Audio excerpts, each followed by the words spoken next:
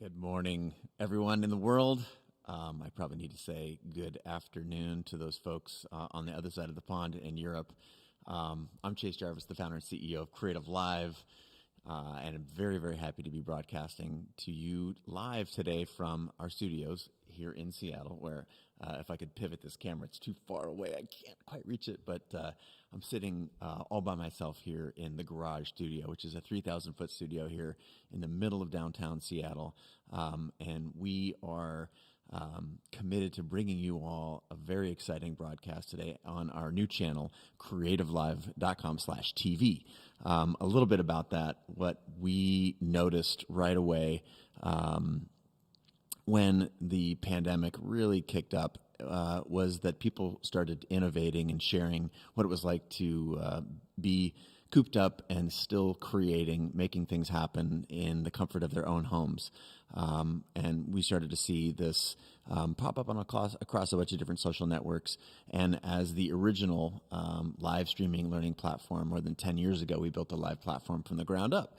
And we recognize that in addition to having over the course of 10 years built up a huge library of classes around creativity, entrepreneurship, everything from photography, design, filmmaking, cooking, you name it, that we needed to get back to our roots and try and show what was happening live at the kitchen tables and the kitchen counters, in the studios and living rooms of our creative community around the world. So we've been broadcasting in beta at this link here for about the last week, bringing in individual folks. And today we are excited to bring you 12 hours straight of live broadcasts. We're going to go into kitchens and homes and studios in cities around the world today, and I have the good fortune of hosting this entire day. So if my throat gets scratchy by the end of the day, stay with me. But we couldn't be more happy to provide this service, and just imagine an ongoing future at Creative Live where at this channel, 24 hours a day, 7 days a week, you can tune in to what's happening in all these various locations around the world. So it's our goal to not just inform and teach, but to inspire and entertain. I'm just going to run through a couple of quick hits on our schedule today. We're starting out this morning, and we've got these fine gentlemen on standby. The James Beard Award-winning Best New Chef, Brady Williams, Mark and Brian Canlis, two restaurateurs here in Seattle that have paved the way for generations. Canlis is one of the most renowned restaurants, I would say, in the United States, certainly in this region, bar none. And so we get to start off with them this morning. They have completely reinvented what it means to be fine dining and have pivoted their business. They've always been fast movers, very, very creative, each of these three gentlemen. And we're going to go to their place, up to their restaurant, where they're operating very safely in this environment and providing an amazing service across Seattle. We're going to hear what they've been doing to reinvent their world. That's from 10 to noon. Again, we'll talk everything food and restaurateurship, pivoting their business in an uncertain time. At 12 noon, we go to Santa Barbara, and we get to be privy to a cello concert from the one and only Mr. Joshua Roman. Yo-Yo Ma called Joshua the future of classical music in America. He's literally one of the top cellists in the world, and he's going to be doing a live concert from an artist in residency location, a top secret location in the hills above Santa Barbara, California. At 1 o'clock, we're talking to Christina Mittermeier, who is a Nat Geo photographer. She's going to walk us through portfolios, show how she and you can continue to be involved in helping save the planet, specifically our oceans. She and her partner, Paul Nicklin, renowned photographers, and we're going to be excited to sit down with them for an hour. At 2 o'clock, we go to Andrew Scrivani, the food photographer for the New York Times, and he's going to cook a meal in his kitchen and photograph it, because we all know how much you like to take pictures of food, so we thought we would bring you something interesting and again, essentially a cooking show from Andrew's Kitchen in New York. At 3 p.m., we go to InQ, a spoken word poet. He was the national slam poetry champion. He's going to perform, and we're going to talk about his new book, Inquire Within. 4 p.m., we're going to go to Vanessa Van Edward. She's a behavioral psychologist talking about how to control your psychology, how to make things happen for yourself, make things happen. I don't know what that was supposed to mean. How about staying connected in a world where we're finding ourselves socially or physically distanced, but how do we cultivate social connection?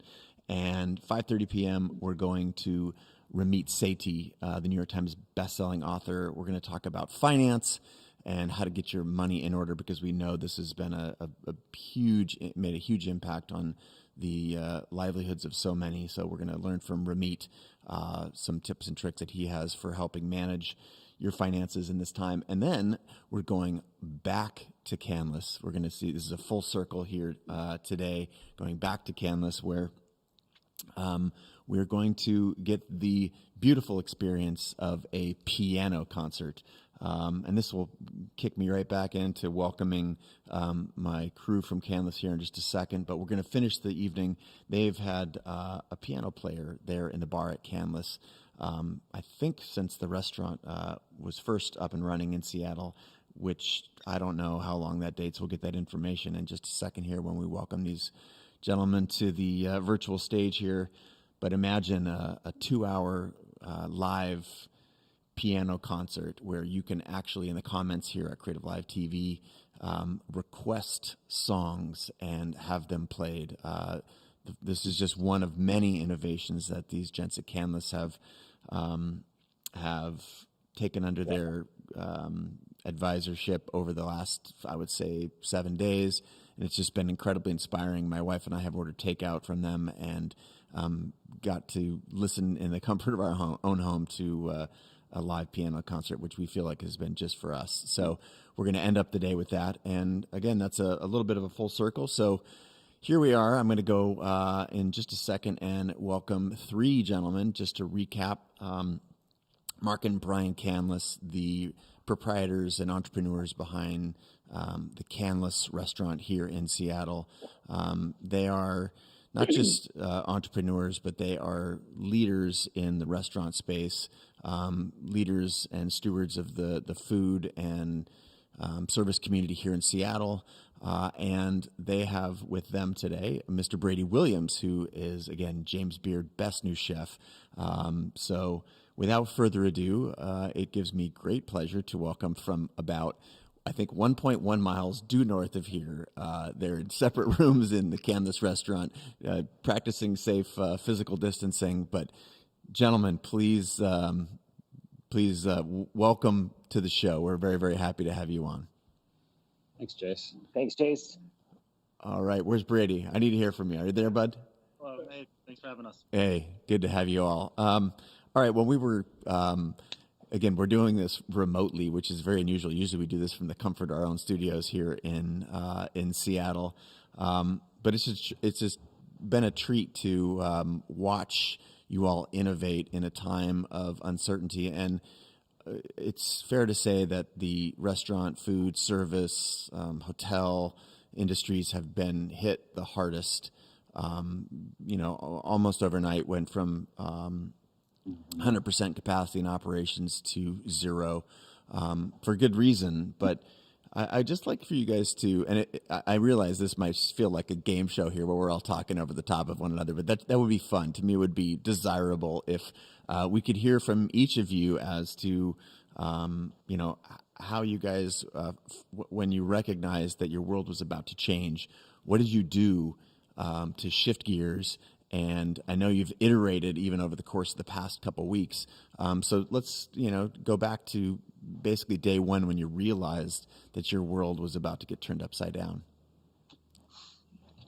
Yeah, I remember that pretty well. I mean, we were all, I wonder what you guys were, in my head, it's when we sat in Marin's living room around her dining room table and talked about what this would mean for us. That was it was 4 weeks ago now, more than that. Conversation the day before that, kind of going into that post, we met with some people from China who had just come out of, or were in the midst of full. That's true. Yeah, that's true. We had worked with a team of guys in China a couple of years ago, helping them get a restaurant off the ground, and they had come through or something. They were coming through town, and we sat down and asked them what it was like in China, and it was sobering to hear their thoughts. And I think that got us, that really put it front of mind for us even before it was even here in Seattle, was just to see the images and the pictures of mass quarantine or lockdown. I don't know what they call it in China. Well, yeah. And Mark, it was confusing. Well, everyone was confused. I had been in South Korea about 2 weeks before that, and they only had a handful of cases. And the entire city was almost on lockdown. And it was so shocking to be there when I think America had the same amount of cases, or even our own state had the same amount of cases.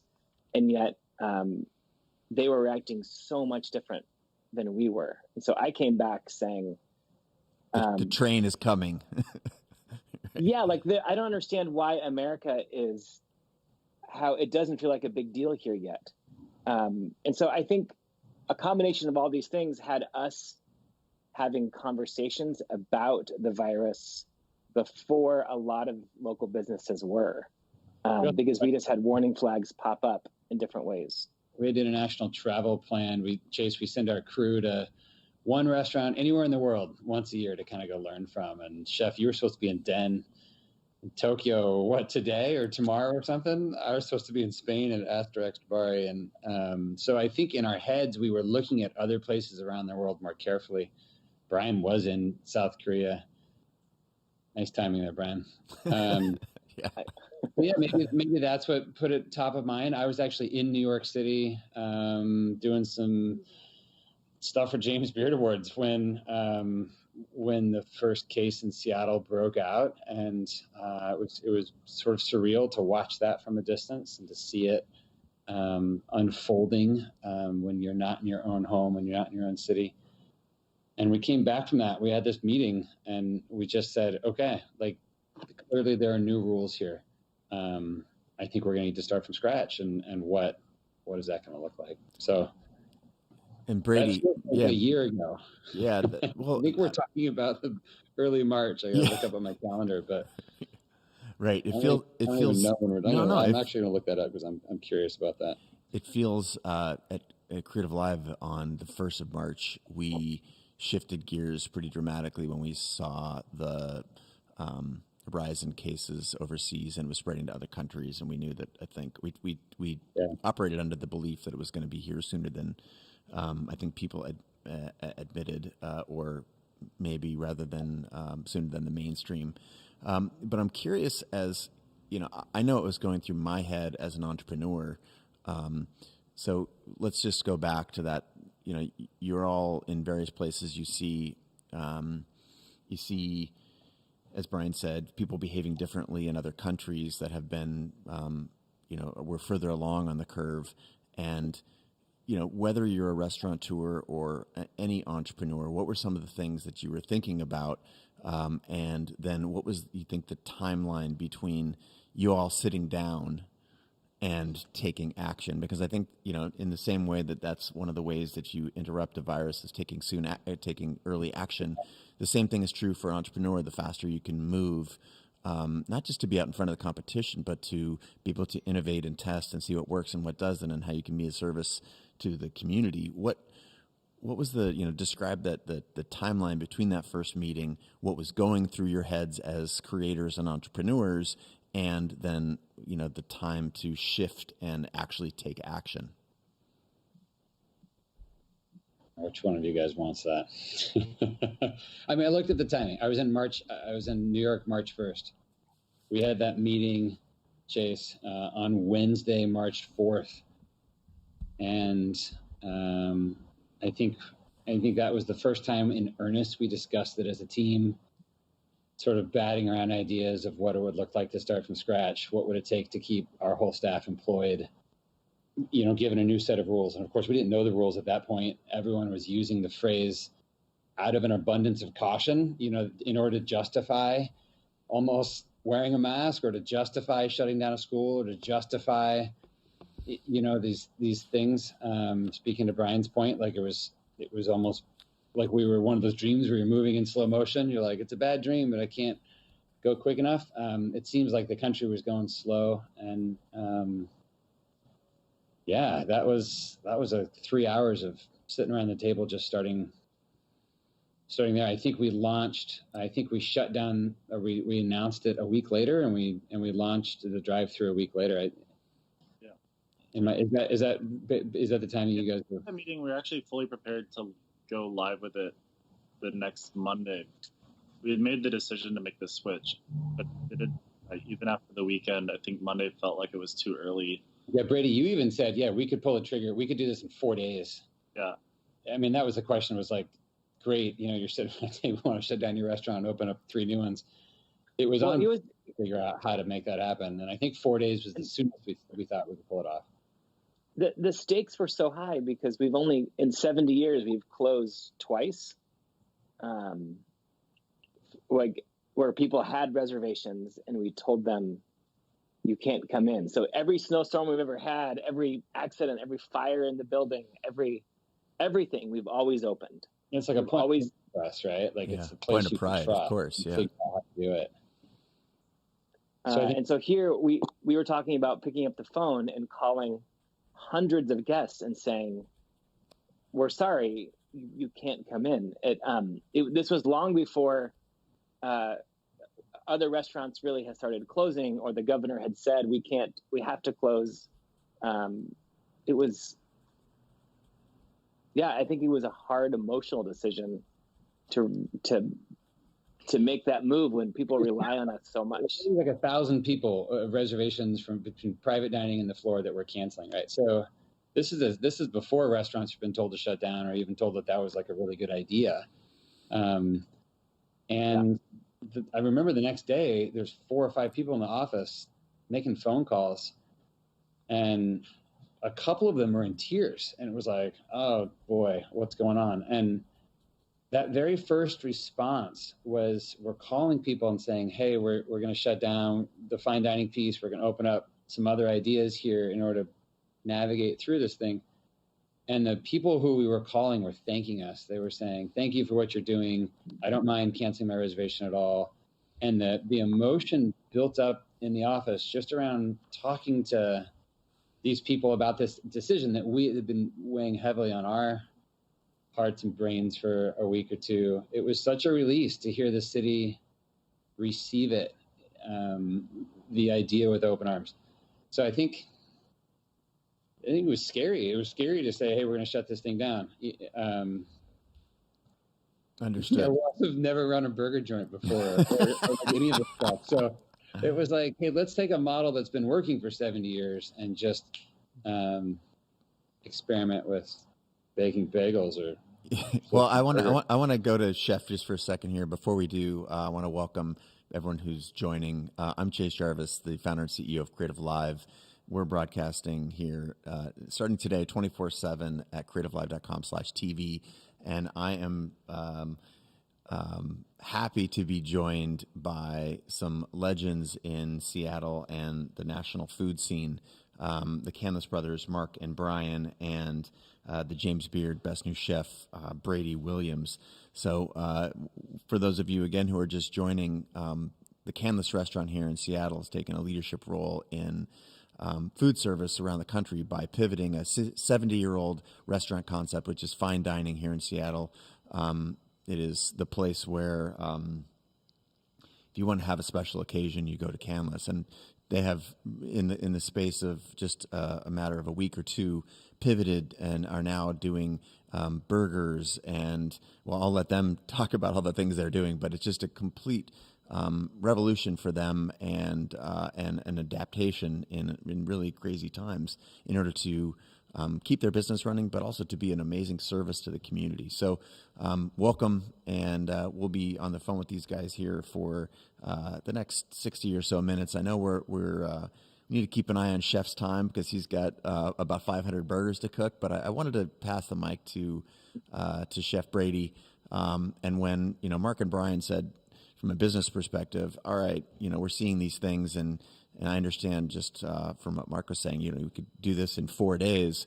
How did you pivot your team and your kitchen, and what was the inspiration behind going from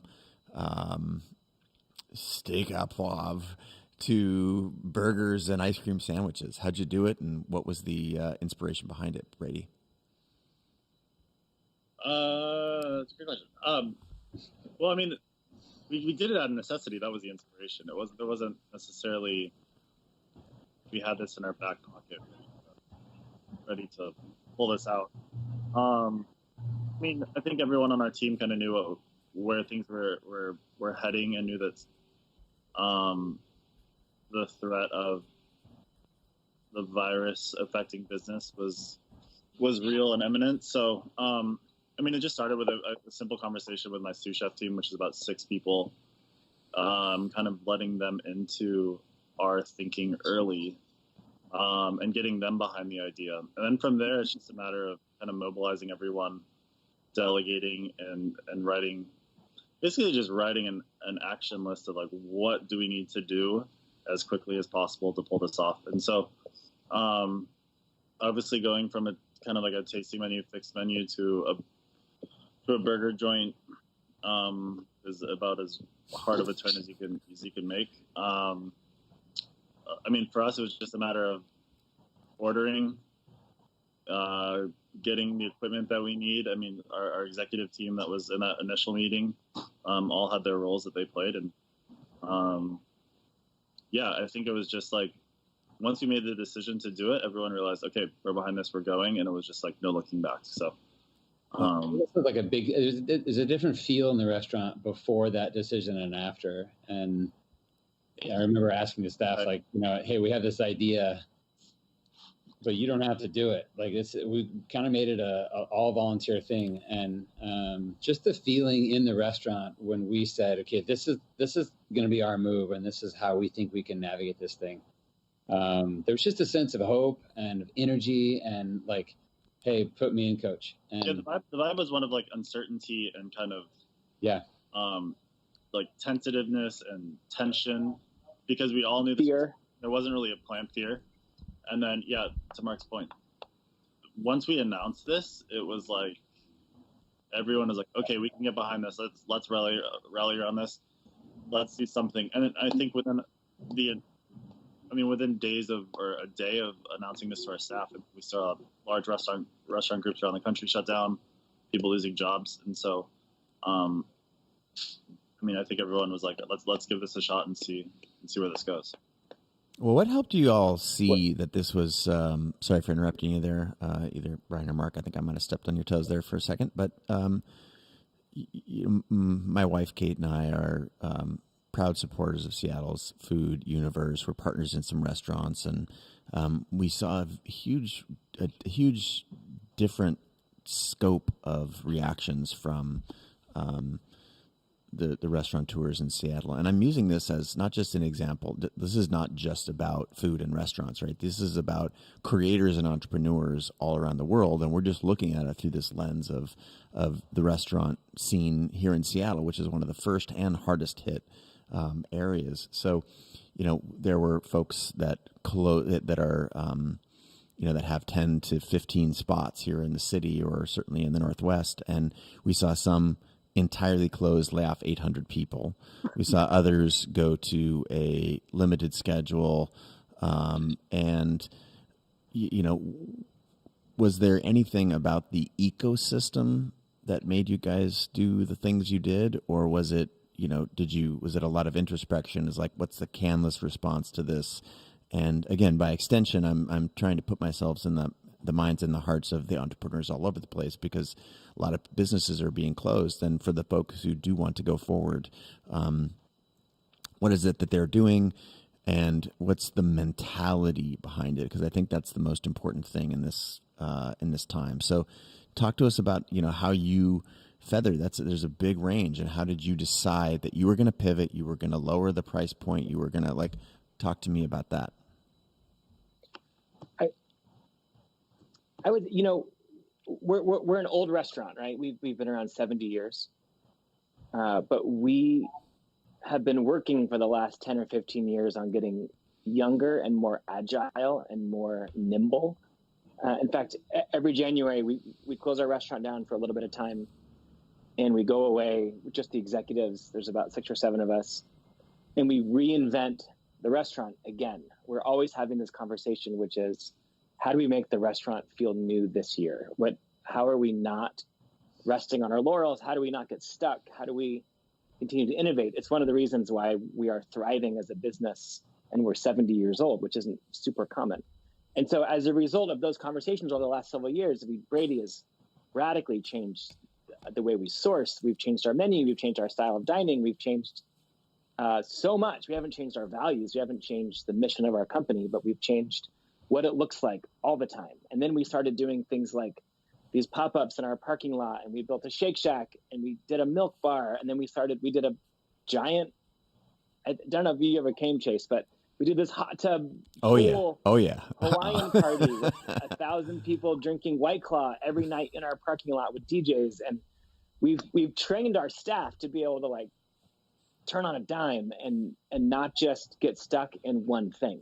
We want to be nimble. Underestimated parts of our story, or the untold part, is our staff was really prepared for this based on the last couple of years of Hawaiian nights, pop-ups, and New Year's parties, and 2,000 people a day in our parking lot out of a shipping container, kind of, and it we weren't expecting it, but prepared us for this moment. So yeah, our staff that was here for that knew how to think outside the box. They knew how to make more from less and be resourceful. And do something a little crazy that doesn't make sense fully, but works out in the end. And that's not unique to Canlis, right? I mean, Chase, to your point, there's so many entrepreneurs, there's so many just owners and leaders of businesses, small and large, who have that mindset, right? It's a piece of Canlis' story that doesn't get told a whole lot because the restaurant's been here a long time. But under the underpinnings of Canlis, it certainly has this ethos, this idea that we've got to be creating all the time. Otherwise, I don't think we deserve the reputation that we have. And so that's something you're earning nightly. And in this case, it happened to put us to have us be more prepared for something like this. But look, it's not unique to Canlis, and I don't think our story as a restaurant is particularly unique either when it comes to this kind of response. I think all of us are asking the question all the time, okay, what can I do? And what do I have at my disposal? What can we pull together? How can I help? I think that's the response, the responsibility of business all the time, is to be saying, how do we engage here? How do we engage our employees? How do we engage the people around us, our neighborhood? And so to me, this was, sure, it's been described as a pivot, which is, I already have pivot fatigue, but it to me is more accurately a response of 115 employees saying, this is going to be hard. What can we do? And we were a restaurant on a freeway, so drive-through was no brainer. If there's one book I could recommend right now to people to read, it's Simon Sinek's The Infinite Game. In fact, I host a conference in New York City called the Welcome Conference. You can go check out. He did a speech about 20 minutes long called The Infinite Game. And it's this mindset where you're in it for forever. Like the rules will always be changing. But if you have this mentality that you're never going anywhere, failure is not an option. He talks about why we lost the Vietnam War, and how do we win every battle and yet lost the war? And it's because the United States had a finite mindset. We're going to go in, do something, and get out. And whereas the Vietnamese said, this is our home and we're not going anywhere. We're in this forever. And so at Canlis, when things started getting hard, how Simon, I can't wait to hear Simon's opinion of your summary of his speech. This is gonna be great. Oh yeah. I don't know. But, maybe you get like a B+ somewhere in that range. Yeah, maybe. But what was cool was when things started getting hard around here and slow, we never even talked about closing the restaurant. We talked about, all right, the rules are different. What does the city need? Obviously, they don't need fine dining.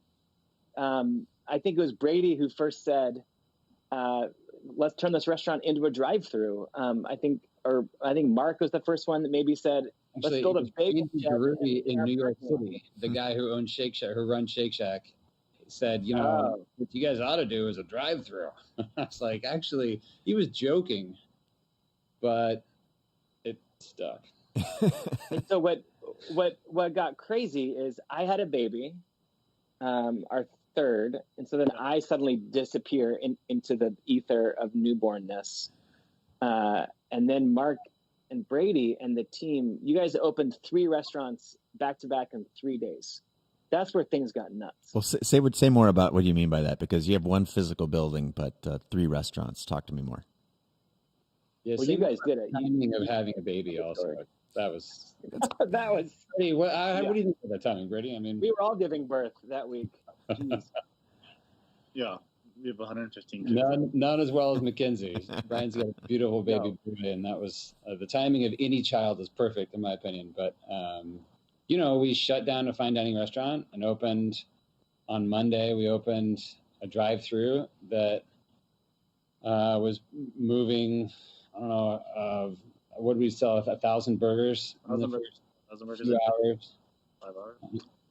Next day, we opened a bagel shed in our parking lot. Just sort of this pop-up idea of taking a big wood-fired oven we got out there, and one of our expediters, she is a really talented baker and comes from the Lower East Side of Manhattan. And Brady, who's from Brooklyn, Connecticut, does like a legitimate bagel. And those are hard to come by in this town. And so we were like, why don't we bake bagels? It was just the idea of like, how many jobs can we create here? And sometimes I think of Canlis as like a model of inefficiency. Like 115 people just to serve 6 dinners a week. And so the third idea was home delivery, CSA boxes from the farms and home delivery of family meals. Just if our servers can take food from the kitchen to the table, then they could take it, put it in their car and bring it to your home. So those are when we say 3 restaurants, those are 3 different concepts that we opened in order to create enough jobs. Breakfast, lunch, and dinner. And groceries. And groceries, and grocery delivery. And now piano live stream at night. But it was, the response was wonderful and terrifying. Mark, how many people screamed at you trying to manage traffic on Queen Anne? A couple of screamers. Yeah, we hired a professional crew of 4 guys. We had 4 of our people out there. Every time we turn this thing on, the lines, it's the only traffic in Seattle. We will say that. The one amazing thing about these days are that there's no traffic in a city known for traffic. But, there were lines that stretched 6 and 7 blocks around the restaurant. And that's just so inconvenient for the neighbors. So then we had to figure out, well, shoot, we do one thing and create a bad thing at the same time. So how can we manage that? And I spent a week marshaling traffic, which if the restaurant thing doesn't pan out, I kind of feel like I'm a natural. I'm just going to be honest. I feel like I'm found my you get kind of, get real serious though. You kind of go I had 4 different, You needed a whistle, is what you needed. A whistle and a crossing guard, like a stop sign. I'd be over whistling, I think. I can just see it right now, directing traffic. Move from the... Anyway, it was nuts. I think it was a car every 45 seconds. We were pushing through there, and that was a volume that eventually we just thought was untenable. There was no way to not shut traffic down and also serve all these burgers and do it in a way that we felt comfortable with. So we ran that thing for a week and a half, and then on Monday... Is that all? Oh God. 5 days It feels like right? 100 5 days years. in, we turned around. Remember Monday morning? I'm saying it's been every Monday. Monday morning we came in, and every one of us on the team sat around this table that I'm sitting at, and we said, "Is this the right move for the coming week?" And nobody wanted to say no, but we all felt it. And 15 minutes. Well, yeah, because we had created a business that people loved. We had 1,000 people or more coming every day. We were able to pay our bills. Like, we were one of the few restaurants in the country that was with employees coming to work with a smiling face and guests still leaving happy. And then we had to make the hard decision of maybe it's not the best decision for this week.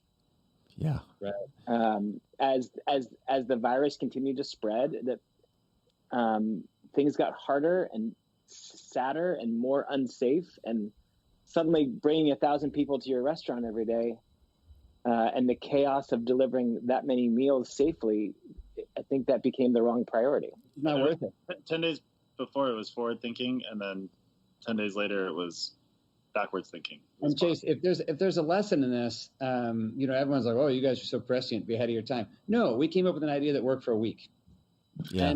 And then we had to have the guts to come up with another idea. And I think that is, that's the lesson here. It isn't that, you figure something out and you can see 10 miles down the road. You can't right now. You don't have a searchlight. You don't have your high beams on. You got like a lamp, and you can see a few feet down the road. That's enough to take a couple of steps. And as a team, we have just been asking ourselves the question nonstop. Okay, if I can't figure out the future, let me just figure out the next couple of steps, right? And so that we did a drive-through. 10 days later, we shut it down, which later in life, maybe we'll do a drive-through again, because that was a ton of fun.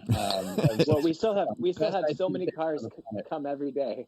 Yeah. For burgers. Yeah. Well, I know that's on my route home from Creative Live, so I saw the traffic jam every day and was excited for you all. Pastry chef makes like ridiculous desserts, right? But the ice cream sandwich might forever be seared in my mind as like one of the happy moments of the last year for me. It was just, it was good. So, and so were the burgers. Brady makes a good burger. We're taking all the dry aged meat we had and grinding it up and making a burger out of it. So it was fun. I mean, that had to be, Mark, I love Randy and Shake Shack, but I think Brady's burger was the best burger I've ever had.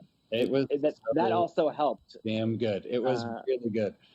I'll confess my favorite is to just have something arrive from the kitchen, and whether it's a burger or I've had a couple of pieces of meat that are just remarkable that just show up. And so the fact that he could be in the back there and whip up a burger does not surprise me one bit.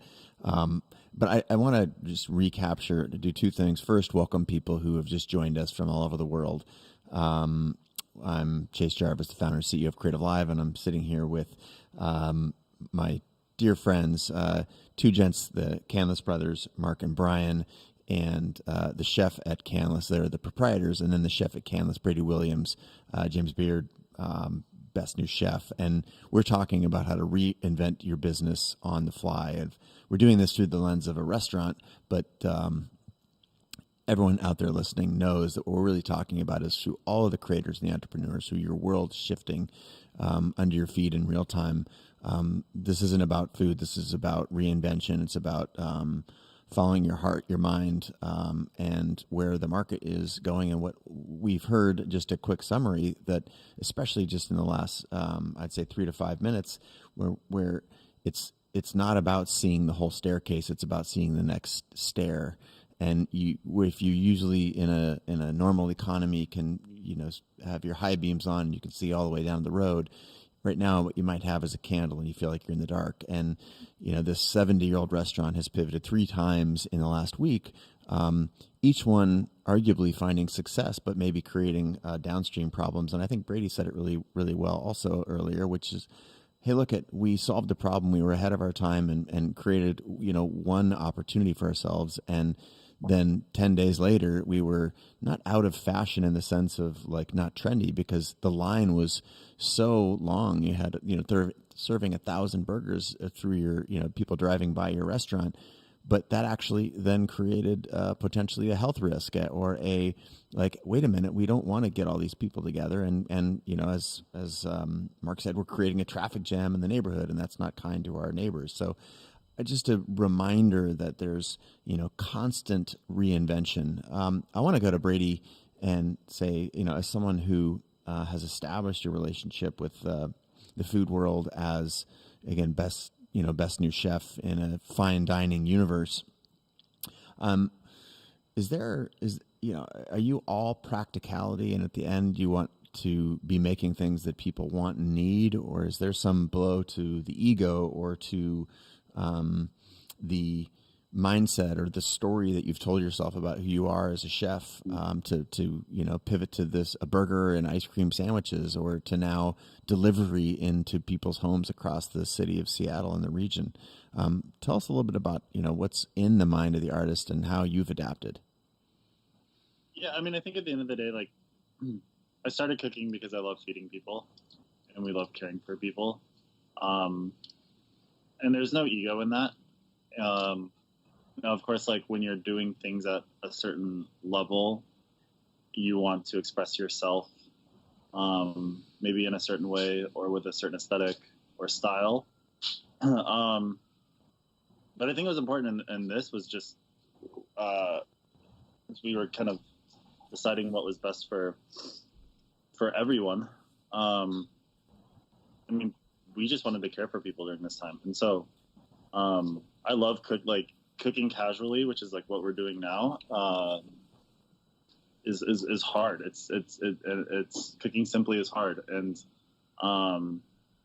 we can still, we can create a great product by using the same great ingredients that we are to run this fine dining restaurant, the same level of care and love and technique that goes into, you know, our tasting menu as we do meatballs for 1,000 people like we did last night. So at the end of the day, I want to and pour myself into whatever it is that we create. And so for me, the pivot was fairly easy. There was no pushback. I'm excited to do. I'm really loving cooking pozole and cooking duck cassoulet and doing all these things that honestly I don't get to do day in and day out. Like the whole delivery thing kind of started was like, you know, I mean, Brian, as he said, like had a baby, and I've signed up to like meal trains before, right? And so when you cook for something like that, that's like scaled out, and you're cooking for a family in their home, like you don't do, you know, Dungeness crab egg custards like you do comfort food. You do the food that people want to eat and enjoy night in and night out. So love it. When I came into the kitchen, Brady, was that last night or 2 nights ago? And there was just, I can't remember. It was like, you guys are producing such a vast quantity of food, right? And I said something to the effect of, remember when we used to run a fine dining restaurant? Like I was just overwhelmed at like the difference in. And you said, what do you mean? You know, this is fine dining. And it was such a proper correction because, yeah, maybe it doesn't look like the white tablecloths and the tweezers and the precision but the amount of care that's going into the cooking, the ingredients that are going into it, the amount of consideration that is going into making a meal here and getting it to someone's home out those windows. We often say that fine dining is just the most considered form of dining and the most considered way to care for someone with food. And I don't think our consideration has dropped any. I don't think Brady's consideration has dropped any. And I think it's a testament to who he is, to how he runs a kitchen. And yeah, Chase, you have to try the duck cassoulet. It's so good. Like, so maybe it's not fancy. Oh man, I love me some comfort food though. And so in a certain way, I think Canlis is doing what it's always done. Maybe this is, somebody said to me earlier in an interview, like, is it really hard to be a different Canlis? And I said, I don't think it is different. I think in many ways, I think we are more us in this time than ever. And like, we got a weird mission statement. It's to inspire people to turn toward one another. That's been the mission of this company for a long time. And when you look around the world right now and you see the physical turning away from, the distancing, the fear of one another. But that distance is good, but the turning away from is not. And I think if we can, in some way, continue to serve people, in some way continue to inspire people, to remind them they are not alone, to remind them that maybe tonight they are around the family table in a way that, let's be honest, this country desperately needed a few months ago before Corona. So there is a role to play here, reminding ourselves the truth about what's going on. And if we can do that with a meal, aren't we privileged to do so? That's a special thing. And I think in so many ways we feel like we're doing exactly what we used to do. Maybe it just looks different. Well, a thing that's really important to remind viewers and ourselves is that this is about values, right? And for the entrepreneur, the creator, there's you've put a stake in the ground of who we are, what we stand for. You said earlier, right when we got started, this is about being agile and nimble. Those are our values that we wanted to instill in ourselves and one another and our staff. And so it's not necessarily how you show up. I think it's that you show up. And, for the folks at home, again, our audience, as you all know, is just millions of creators and entrepreneurs all over the world for whom this has just been a sledgehammer into the middle of their world. And so this idea of holding on to the values and being able to stay nimble and being able to evolve and to be able to supply a service, some inspiration to make people smile, to still create, and go back to what Brady said. Like, it doesn't matter if I'm cooking duck cassoulet or ice cream sandwich or cote de boeuf. It's like it's just that you show up and you do it in your own individual way. I think that is a great reminder for all of us. Again, regardless of the what industry you're operating in. I think I heard Brady chime in there. What were you saying, bud? Oh, I just said, or tweezer food. Yeah, Brady, show him your shirt. This is funny. The minute we announced this, somebody tweeted back at us like, "Oh, great." What did he say? Like, "Oh, great. Now Canlis is..." You got to go a little higher. Go. And I was like, yeah, you definitely can. Like, yeah, let me see that shirt. Let me see that. I didn't catch it. Nice. It says, delivering lukewarm tweezer food since 2020. The whole kitchen's wearing them. It's like their favorite shirt now. And, I think that it's interesting. This is a time for creativity. Yeah. This is a time to create. And it's what we do as a civilization. I think that when there is hardship, it binds us together. Yeah. And under stress, under duress, we see these things happen. We see metals be refined under the heat, right? And I think even though Seattle maybe got knocked back on its heels a little bit, like it had the wind, knocked out of it. Yeah, we got it first. We weren't prepared. Sure, that is our story. And I think also our story is our second response. And if our first one was slow and a little bit devastated, our second one has been creative and beautiful and resilient and scrappy and pioneering. And that isn't a story just about this town. I think it's a story about this country in so many ways. So this is a time for that. And it's going to take that. It's going to take that and out of every one of us. I think you're right, Chase. It's about showing up. And I remind myself all the time, like, I can't fix this, right? I think we all have this massive burden on our hearts right now. Like, oh, wow, overwhelmed by what we see and hear. But nobody died made me king, and I sure as hell ain't God. So, like, it's not my role to fix it. It's my role to look to the person on my right and my left and to say, hey, are you good? Because we got this. And I think saying that out loud is something that has remarkable power. And whether you're saying it to someone 6 feet away or whether you're shouting it across the street at your neighbor, or whether you're saying it with your eyes through the window of someone while you're marshaling traffic in the city streets, we have to say it. We have to remind that one to another that we can do this. And it doesn't always feel that way. I get that. Yeah. It hasn't always felt I think in the restaurant. I think we should also apologize for the terrible grammar on our hashtag.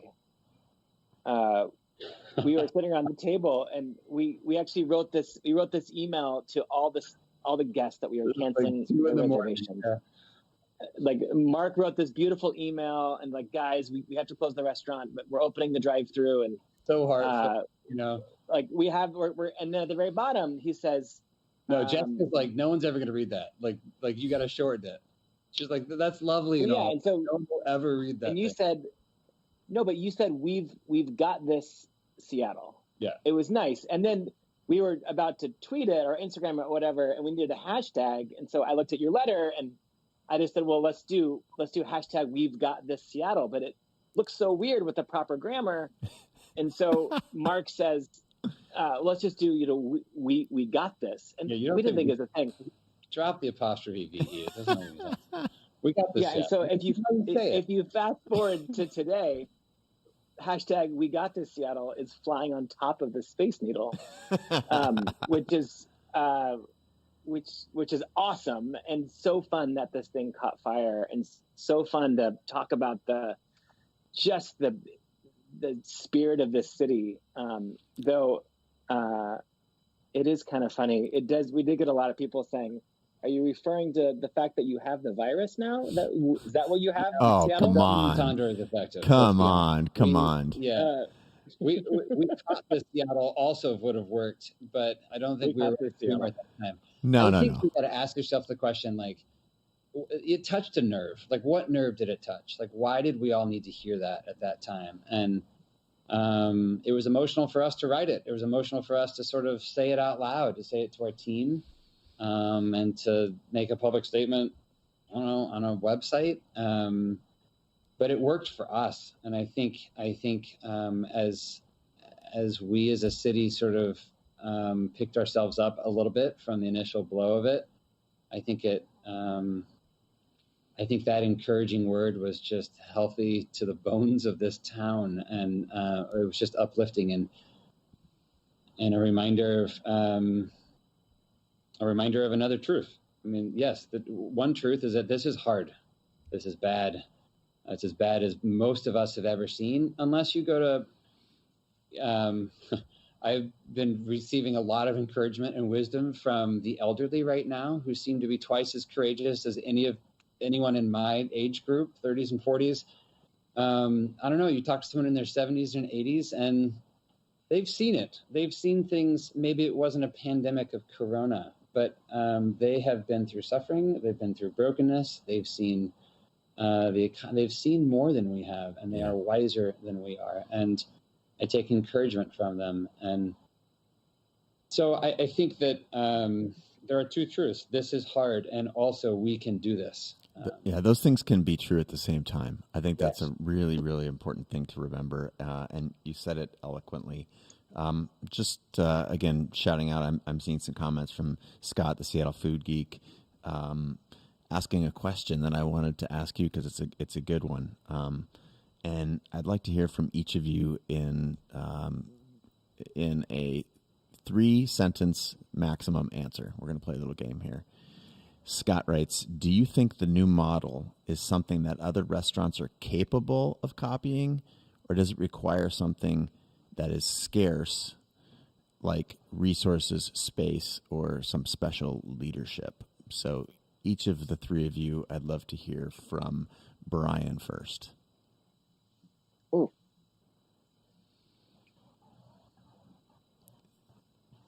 Is what you're doing replicable? It can't be copied. We're using the assets that we have that are unique to us. Brilliant. But I think every restaurant can be creative and use whatever assets are unique to them. Is that 2 sentences? 3? Yes, it was effective. Well done. Yeah, I think it's a mindset. Now you're going into 4 sentences. You're stealing time. Sorry, I'll stop. Oh, but here's my 5th sentence. It's actually, I need to give credit. Scott Heimendinger is the guy who gave us the idea for piano live stream, which is now becoming a big thing. And it was Scott's idea, so thanks, Scott. Well, we're excited to broadcast that a little later tonight. I think we're going to go there at 7 p.m. to join you all for the piano broadcast. Brady, do you think the new model is something that it says restaurants, but I think other creators and entrepreneurs are capable of replicating? Well, I agree with Brian, so to not be redundant. I think what we're doing is unique to who we are and what we have, the resources that we have. But I talked to a lot of chefs and restaurateurs when we first announced this thing, and I told them, I was like, look, what we're doing won't work for you, but just do. It was mostly I was talking to other cities who had not yet kind of been hit by the pandemic or the lockdown. Virus that really hit their cities to the extent as it did here. So I was just like, hey, do the work up front, like do the thinking. It's a lot of all of our hardest work has been the thinking work and the work around the table. Cooking food is easy, like in a way, but anyone can take the time to think through scenarios and be creative and figure out what could work for them to sustain as long as possible. Love it. And let's go back to you, Mark. I think it's such a good question.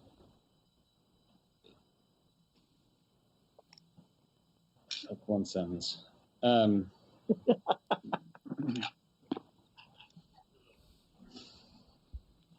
What we're doing is our story. And I think everybody has the ability to create their own story right now. So this is absolutely repeatable. This is not unique. And the question really is then, what will your story be, right? Yeah, what's repeatable is to sit around a room and to say, what can we do? And it's not going to look like a drive-through. And if you don't own a restaurant, it's not going to look like delivery. But you should sit in every one of those rooms. Just have the courage to ask the question. This is a time for courage and a time for a little crazy. I mean, look, a lot of people said, what you guys are doing is nuts. It's full on crazy. And we're like, yep. Well, I want to, you've used up your 3 sentences, bud. I love it. That's why I wanted to play that game. But let's shift gears for a second, because I remember when, I don't know, I think I was talking to Brian about your live streaming piano setup, and we figured that this is a thing that we needed to do to have you guys on CreativeLIVE to talk about your adaptations. And I remember hearing that from you, Brian, that a lot of people were in your restaurant world were writing in and asking questions, and a lot of your entrepreneurial friends were writing in with questions. And I mean, I'm more than willing to actually answer some of those questions, or give you guys the space to answer those questions, so we can direct, folks to this broadcast, and you don't have to answer all the emails. But if, in the absence of you guys having those questions at your fingertips or your computer in front of you, what were some of the chief questions that you were getting from your creator / chef / restaurateur entrepreneur friends? A few of them were just logistical. Insurance. Is it legal to have your servers deliver meals as far as your insurance policy? Because we were trying to figure out, it's pretty easy to keep the kitchen employed because they're making food. And I don't think we ever finished that conversation thread, but we closed the drive-through, but now we're doing about 1,000 meals a night in delivery, and we're doing cocktails by delivery, and we're doing this piano thing, and we're doing wine delivery. And so we're still very busy, and it's easy to keep the kitchen employed. It's less easy to keep the dining room employed. And so we made them all drivers. And so, yeah, there's actually, they're working on legislation that allows drivers personal insurance. Normally there's a clause that says they can't be delivery drivers on their personal insurance, but there's a COVID-19 way around that clause. If you call your insurance company, they can also go on your own commercial insurance. As long as you've already insured at least one vehicle. We actually own this green truck, and because we already insured one vehicle, it was easy to add on the other vehicles. But it's just a matter of getting on the phone with your insurance company and working it out. People are trying to help. There's questions about what is the software to pull off delivery and takeout. And that was a great question because there wasn't any. In fact, the reservation system that we use is called Talk. It's done by a guy named Nick Kokonis in Chicago. And we actually called them because they're one of the most agile and quick and smart software companies out there. And we said, hey, we're going to go to do takeout and delivery. Can you help? We've figured out a way to kind of patchwork our dining room version of the software to kind of work. And he said, okay, that sounds cool, but our entire office is at home. We've shut down for a while. I don't think we can pull this off before you guys launch. And then he calls back a half hour later and says, we are so excited. This is the best idea. We're bringing our entire team in. We're going to work 24 hours a day around the clock and launch this thing. 4 days. And they did it in 3. It's pretty awesome. It was awesome. And so now that software is available to any restaurant in this country, and it's smart and intuitive, and I don't think they're even charging for it. It gives people the tools to put this together. And then another piece of software that we just started with that is blowing our minds is called Routerific, and they're helping also they're giving discounts to restaurants. Routerific is this genius software that you take a spreadsheet that Talk gives you of all your orders, and you put it into Routerific, and you tell Routerific how many drivers you have, and then it prints out perfect instructions for each driver in the most efficient way to deliver the meals in the hottest way and at what time. Also puts the directions on their phone. Also allows you, I mean, I delivered a meal last night. You just text like, hey, this is Mark Canlis. I'll be there in 10 minutes. Warm up the oven. We're right around the corner. With those 2 pieces of software, any restaurant could do delivery pretty easily. Let's recap those, because I don't even know what Brian was saying. Routerific, is that what it is? Routerific. Yes. Talk is TOCK. Here we go. I think it's exploretalk.com. Those are the 2 pieces that you need. And I think the third unsung piece that is one of the reasons that we've been so successful. We're one of the few restaurants that keep an artist on retainer. We have a guy named Don Clark who works for his own firm called Invisible Creature. We have a guy named Jeremy Beasley who's also an artist and designer who does web stuff for us. And to have 2 artists on your team who can make what you're doing beautiful and make it look like you have your shit together, even if you don't. We were chaotic over here, but we were delivering to the public this beautiful put together. It's not essential. It helps a lot to employ creatives to turn our businessy, crazy concepts into something that the public can look at and say, I can trust that. And so we had a brand new website launched within 24 hours because of Jeremy. We had all brand new art because of Don and Invisible Creature. Like, those types of things are what give the public the confidence of, oh, these guys know what they're doing. Yeah. And I think that's very important. I think a lot of restaurants don't invest in art and in design. They think that the other things are more important. And we firmly believe they are not. No, that's a great point, and I think there's a shout out to the creatives. No, it's great, and I think it's also a shout out to investing. I think there's always a desire to maximize what people. There's often rather a desire to maximize what you're extracting from your business, either as a creator or an entrepreneur. And I'm reminded of the financial crash of 2007, 8, 9, and I had been investing and had a rainy day fund because I didn't feel the need to live above my needs, and I wanted to invest. And that investment really paid off in that time when everyone else was requiring to extract the maximum value, as in like dollars from their business so they could, maintain a continuity to their life. So I think there's an underscored theme, not just about investing in creativity, but about investing in your business and yourself, such that, what is the smallest amount of money you feel like you can take off the table, even in times where business is booming, so that in a downturn or if an opportunity presents itself, to be in a better position to succeed.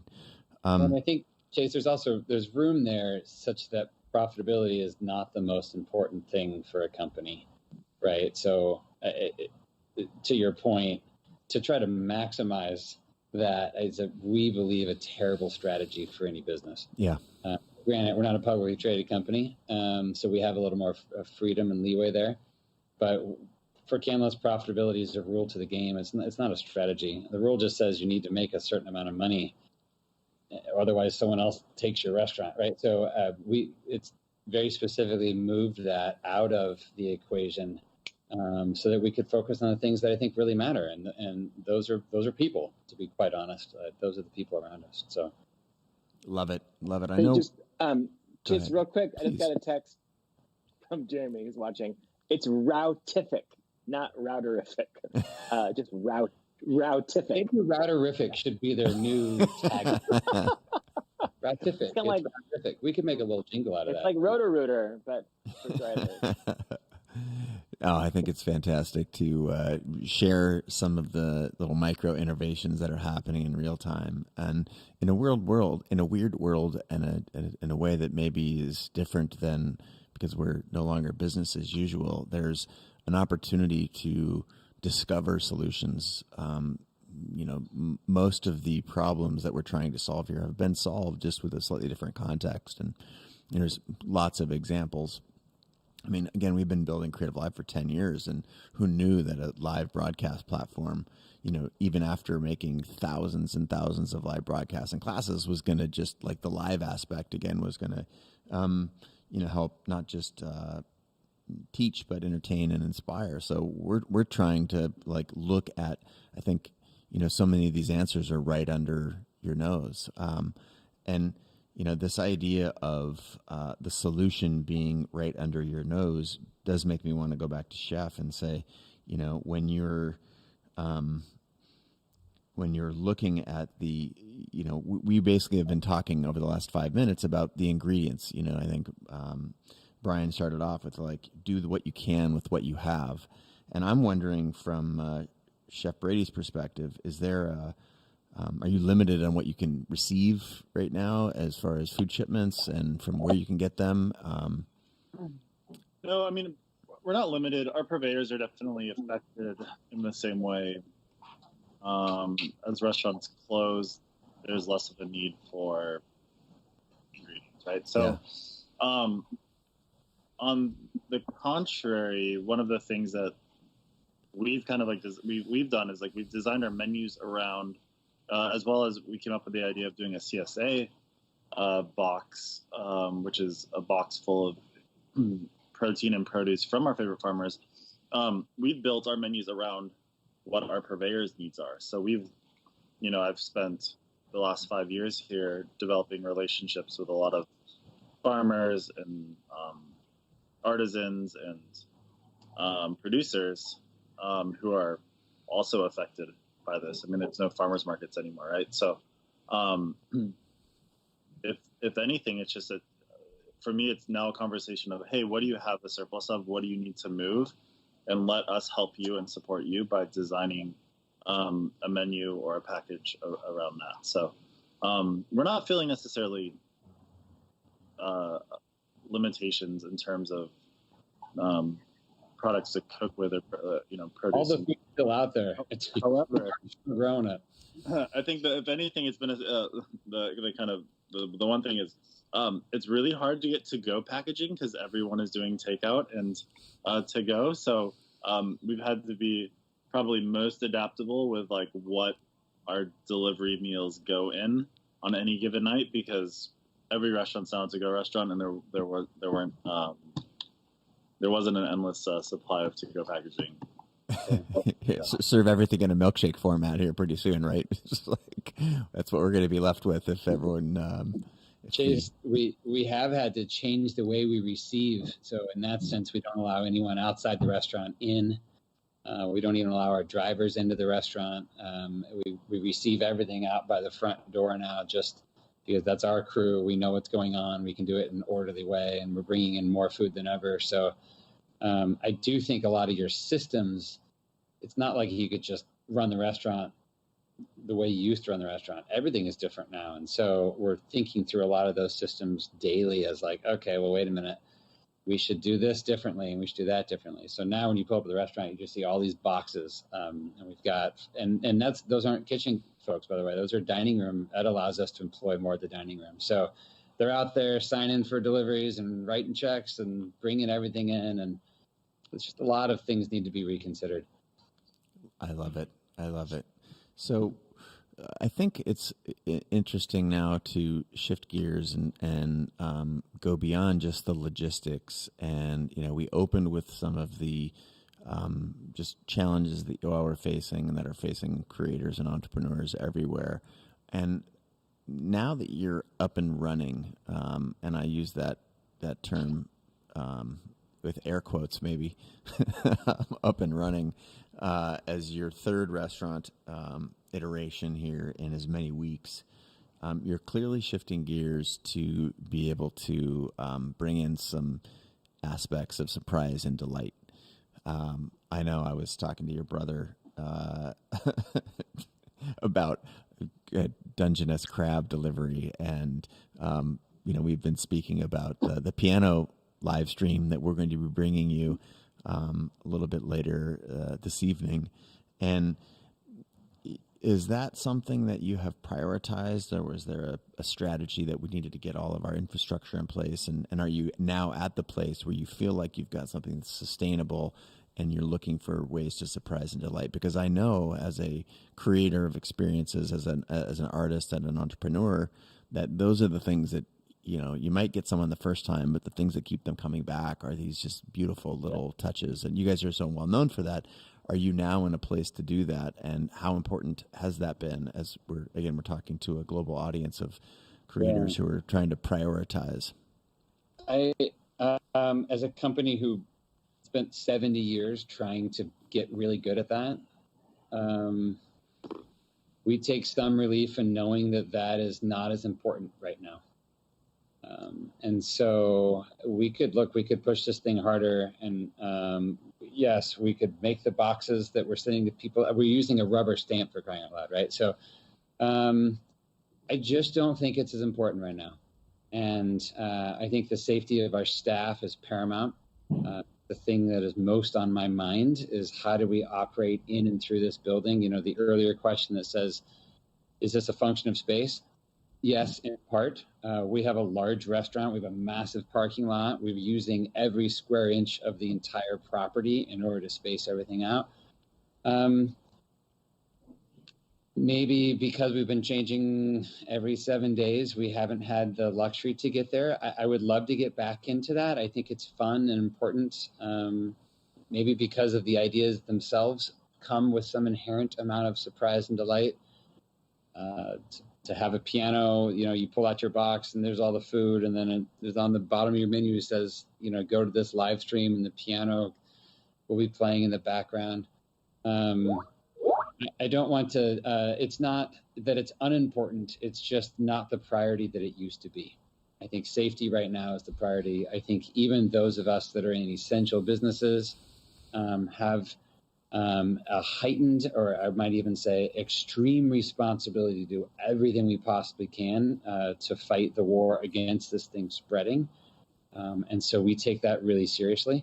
And you can't do it all at once. So yes, next week I understand we're putting flowers from a farmer who has a zillion tulips. There are opportunities, but it's not a priority. We're going to be looking for that as this thing wanes on. I think it'll become more important. But right now, it's about getting your feet underneath you, doing it in a safe manner, and taking care of yourselves. We're prioritizing the way that we rest and sleep and restore ourselves as a staff. That's of critical importance right now. And so kind of backing off some of the other things that normally a company like ours would be leaning heavily into. I think that's a great perspective, and it really helps frame the conversation, because what I having hosted this show for 10 years now, more than 10 years, I think 11, there's a really consistent theme across, I think, not just our community, but across humanity around, like, other people have it figured out and I don't. And so I think when someone, looks at the work that you all are doing and how you've innovated, and the fact that someone wants to come to your front door to pick up 1,000 hamburgers, that is a luxury. And, but the reality is that, you've been building that community for 70 years. And so, long time. Yeah. And so, but also I would want people to hear we don't have it figured out. I mean, I joke about this. Brian and I have been running this restaurant for, of those 70, I don't know what we're responsible for now, 17. And we say all the time, we feel like we're just getting the hang of it. And we don't have it figured out. And I wouldn't want someone to think that about us. I think we're good at figuring it out. Those are very different things. So to me, there's so much uncertainty in the 70-year-old company. There's so much uncertainty in the way we're going to operate. If there's anything that is a hallmark of this team, it's that we run into something and then we figure it out. I don't mean to put the image out there that we have the answers. We don't have the answers. No, it's important. Sorry, go ahead, Brian, what were you saying? I was just saying, I was thinking earlier to Scott's question, can any restaurant do this? I do believe one of the things that makes Canlis unique and strong and able to do this is we only have one restaurant. We have so much talent packed into this one building because we haven't expanded. If we were to open another restaurant tomorrow, we'd send half of our best people there. And then you open another one and you keep spreading your talent, and it's hard. Here we have everyone in one spot. So I think it'd be very difficult for restaurants that are one of a large group to be able to make, because I think there's a smaller concentration and longevity of people. I mean, this team's been working together for a long time. There are a lot of strengths to growing. I think that is one of the weaknesses. Yeah. No, it's great. Sure. Yeah. In a different economy, the weakness of Canlis is that we just don't grow the same way. But in this economy, that weakness becomes a strength, where we have mustered all of our forces tight. We're very lethal. We're very lean. We're very agile. And we have the ability to sort of move in the direction that we need to very quickly. And this way, I think small business will have an advantage, which great. They could use all the advantage they can get right now. But they have the ability to make the courageous moves, to make the courageous change. They also have, typically, I'm generalizing right now, but they also have the personal reach from a leadership standpoint. And don't underestimate that. This idea that we have been working together for a long time and trust one another implicitly is a currency right now that cannot be over-esteemed or valued too highly. And so, in general, the smaller the company or the more sort of homespun it is, and this is a pretty homespun spot, the more family run it is, the more you're going to be able to go quicker with your people, because you have the foundation of relationship built up, and that makes us effective. I think there's wisdom in those statements for sure. I want to go back to Chef for a sec. I don't know. I'm gonna have to come up here right after. Yeah, I figured. Back. I'm looking at our timeline here, and I know we agreed you'd have to bounce. Is there anything behind the scenes that you feel comfortable showing us? I know you're sitting in your dry goods room. Yeah, like the kitchen's just in kitchen mode. There's nothing there that would be more like remarkably different than like a normal operation right now, except Everyone's 6 to 10 feet away from each other. yeah, everything's 6 feet away, and luckily we have a private dining kitchen, so we're doing like prep pretty spread out. But I mean, like this is just behind me is like all of our to-go stuff. This is just back stock, and I'm sitting like right next to the bar in the restaurant. So this is typically 6 tables, 7 tables of guests. Oh, so you're on the floor right now. Can you hit unblur your screen so we can see those boxes? I don't know how to do that. I think it's the default, but yeah. It's staring at like in like the part of the restaurant by the windows, which overlooks the city, is all probably like 2,000 to-go boxes. Wow, ready to go. So. Yeah, my favorite table. My favorite table is right around the corner to your left there. Yeah, your favorite table is right here, which is the bar. Yes. Which is a roped off area where they're doing cocktail kits. Wow. To go. It's cool, Chase. You wouldn't recognize the dining room. Every area of it is a different type of either the place where we do the stamping of the boxes, or building boxes, or constructing kit. Like everything is. It's out. It's a manufacturing plant. Unblurred the background. So. There you go. Nice moves. But text out. And there's the bar. Yep, I see that. There's my table. Yeah, right so the bar team's not screen. allowed out of the bar, and no one who's not on the bar team is allowed into the bar, so we can keep them separate. Oh wow. Well, again, I don't know. I know chef's got to bounce, so I want to respect that time and say thanks for joining us, Brady. I know I'm going to try and get my hands on. I was negotiating with with Brian earlier about trying to get my hands on some Dungeness crab, but you owe me an email back. We've got the box ready for you. I know. Well, thanks for having me. Yeah, appreciate it, man. Keep doing what you're doing. And if those of you on the internet, what's the best way to track your social handle there, Brady? Where are you at so that people know how to find you? Through the restaurant, Canlis Restaurant on Instagram. Uh-huh. Williams Brady, last name, first name on Instagram. That's all I got. Awesome. No, that's fantastic. Thanks again for joining us, and appreciate you being a part of the broadcast. Thank you. Okay, bud. So let's go back. Now, I made a couple of notes earlier. I wanted to shift gears because, as you said, Brian, you are a proud new father of your third child, and right now there are lots of people listening from all over the world who are parents, and having a newborn as fresh as yours is, like, how are you doing it? I think there's a lot of, we have a need for a lot of empathy in this time where people are working from home and have young ones or in your case, a newborn. How are you managing it?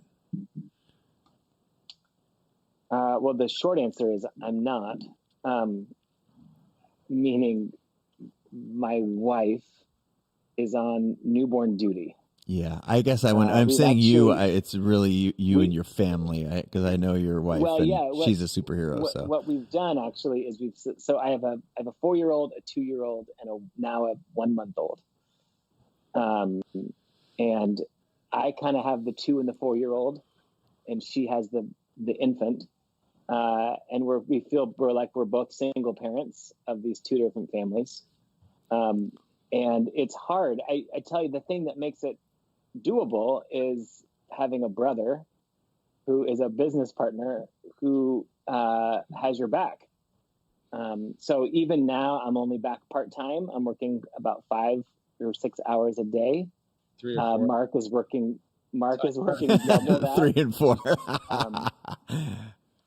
And so it's awesome to be able to be a part. I'm working the least amount of hours out of any manager in this company, and that is a gift from my company to my wife and I. And it's probably the biggest gift from Mark, because most of that burden falls on him. And it's hard. I tell you, I feel like both home and the restaurant have their own form of like of crisis. I mean, having 3 kids that are tiny feels like a crisis every day, and the restaurant is. And I think the key is being able to completely detach from one and pour, but you can't hold both at the same time. Yeah, fair. When I go home, I need to be a dad and let all of it go. And you can do that if you have a business partner and a brother and a chef and a team that just can do it. And then when I'm at the restaurant, I have the most amazing wife. We have this incredible nanny that watches the 2 toddlers for the 5 hours that I'm here, and I can let my family go. It's a little bit of a whiplash every day. Your neck hurts, but you have to be able to be completely present, which is something I wrestle with, but I'm getting better at, no matter which piece of that world that I'm facing. Eloquently spoken. I don't know, Mark, do you feel like that was my view of it? Yeah. No, but I mean, like I witnessed your guys' relationship for, certainly at least 20 years now, right? Before you were running it and now having run the restaurant. And it seemed like there was always a give and take. And so do you look at this as a gift, or is it part of just being a good partner and showing up for your team? How do you view it? No, I mean, clearly one of the secret weapons of this restaurant is the fact that there are 2 of us, and less secret is the fact that we're married to 2 really incredible women. And so I think if there's something, if you're listening right now, obviously you're like, yeah, good for you. I don't have a restaurant, and I don't have a brother, and maybe I don't have an incredible wife at home. I think the message here is all of us have a network that we lean on. And yeah, maybe we're on the one on screen, but you don't see the army, like behind this team. Yeah. And so, yeah, Brian's been otherwise occupied. And, I have, my wife has been taking care of our 3 kids at home, and behind her is her sister and her family and our parents. And, and I think that story is true. The more we look into the reality of our own lives, the more we realize how much we lean on the people around us, how much we are a product of them, of their love and of their support. And Canlis is that story. And so, yeah, Brian has been gone for a little bit. Having him back this last couple of weeks has been game changing for us. But the story of he and I, the story of this restaurant, whether it's Brady or whoever is leading this place, is the story of all the people behind us supporting us, who you just don't get to see. And we have been blessed with just a remarkable, starting probably with Mackenzie and with Anne-Marie, with Brian and I's wives, just a remarkable team of folks. But there are people on every corner of this planet thinking about and praying for this place, and we'd be nuts not to highlight that. And I think that's just, whoever you are, I think that's just true about who we are as people. We're a product of the people we spend time with. And so Mom and Dad, who I'm sure are watching this right now, there's a lot of people who have given us so much in order to get to where we are today, delivering dinners. Well, I think it's remarkable. If I can jump in for a second, I wrote a book in the fall, dropped it in September, called Creative Calling, and 25% of the book, a full quarter of it, is dedicated to community and building community. And I think for solopreneurs or those kitchen counter entrepreneurs or part-time entrepreneurs or any myriad of people who find themselves or have created a role for themselves where they're following their passion or getting a business off the ground, and you're looking at other folks, whether on Instagram or at the Small Business Association meetings or wherever you go, and there's this perception of success or of having a quote network, and it's really important. And I'm going to form this I'm going to turn this into a question here at the end. But the community is this sort of massively misunderstood aspect of, I could say every creator and entrepreneur, but it's fair to say every human being, because the facts are, the biology is that we are social animals, and as when things get hard, we often go inside, and our self-talk changes, and then there's the perception that people who have a network, or in the case of Canlis, when you've been building your community for 70 years, that is probably one of the things that's making what you're doing possible, that's making 1,000 people line up outside your door for a burger. And so, this is certainly loaded, but, what role has community, not just your direct family, but, your outreach to other restaurateurs to become to be a member of the larger food and restaurant community, the wine community, service community, what role do you think that has played? Part one. And then part two, what I'd be wanting you to expand on is, how have you and the team at Canlis specifically cultivated community? Brian, I'll take a stab at that. Those are big questions. Me? This is your wheelhouse. You start. All right. To the second question first. How do we cultivate community? Congratulations for getting your book out. Mine is 10 years in the making, and that's what these dark circles under my eyes it's are about from. this. Still working on table of contents. Still working on the table of contents. And maybe I'll just use that as the answer. There's a reason that book isn't written. Brian and I work in the restaurant. So we come here every day. We're deeply involved in the lives of our staff. And then when we go home, we write this place off like it doesn't exist. And we're deeply involved in the lives of our children and of our friends and of our spouses. And I think right now, anyone's ability to be present with someone is directly related to your ability to have a community.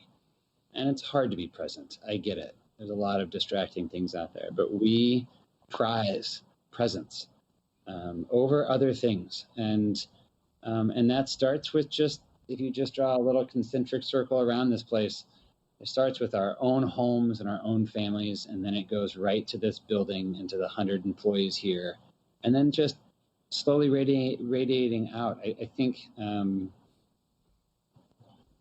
I don't know, that's the first answer that comes to mind. I haven't written a book because frankly, to disappear and just to write, it seems an impossibility when we're this involved in the restaurant and in the lives of these people. And so I understand that's just, we haven't made it a priority, but I think it gets told just how involved leadership actually is. Leadership is fancy speak for relationship. And we are, as you mentioned, social creatures, yes, but made for relationship.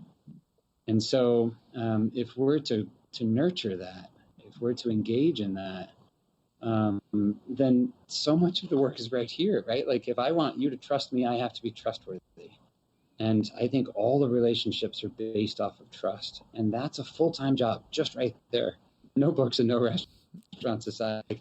That's all I can do. So I honestly think that it starts in here. It starts with a lot of self-work of saying like, Zoolander, who am I? Who am I? What do I believe in? And what do I stand for? And am I worth following? Am I a good friend? Like, these are the questions. Am I a good spouse? Am I a good father? These are the questions we have to be asking with total honesty, and then it happens out from there. Yes, 70 years of a restaurant in this town has built a huge community, and that's why people an hour and a half to get a line for a silly burger, a really delicious and silly burger. But no, I think that's. I want to interrupt you for a second because I think that's a really important, point that we keep coming back to. Like, there's a line at your restaurant, but that doesn't happen on accident. It doesn't happen overnight. And for people who don't have that right now, I'm suggesting that this is a cue that you can take from, the people who are leaders that have been, whether you have been in business for 70 years or 7 months, that it needs to be a priority. The presence that you mentioned when you're with anyone, but also, like, I know you just talked about being, doing some work with the James Beard Foundation.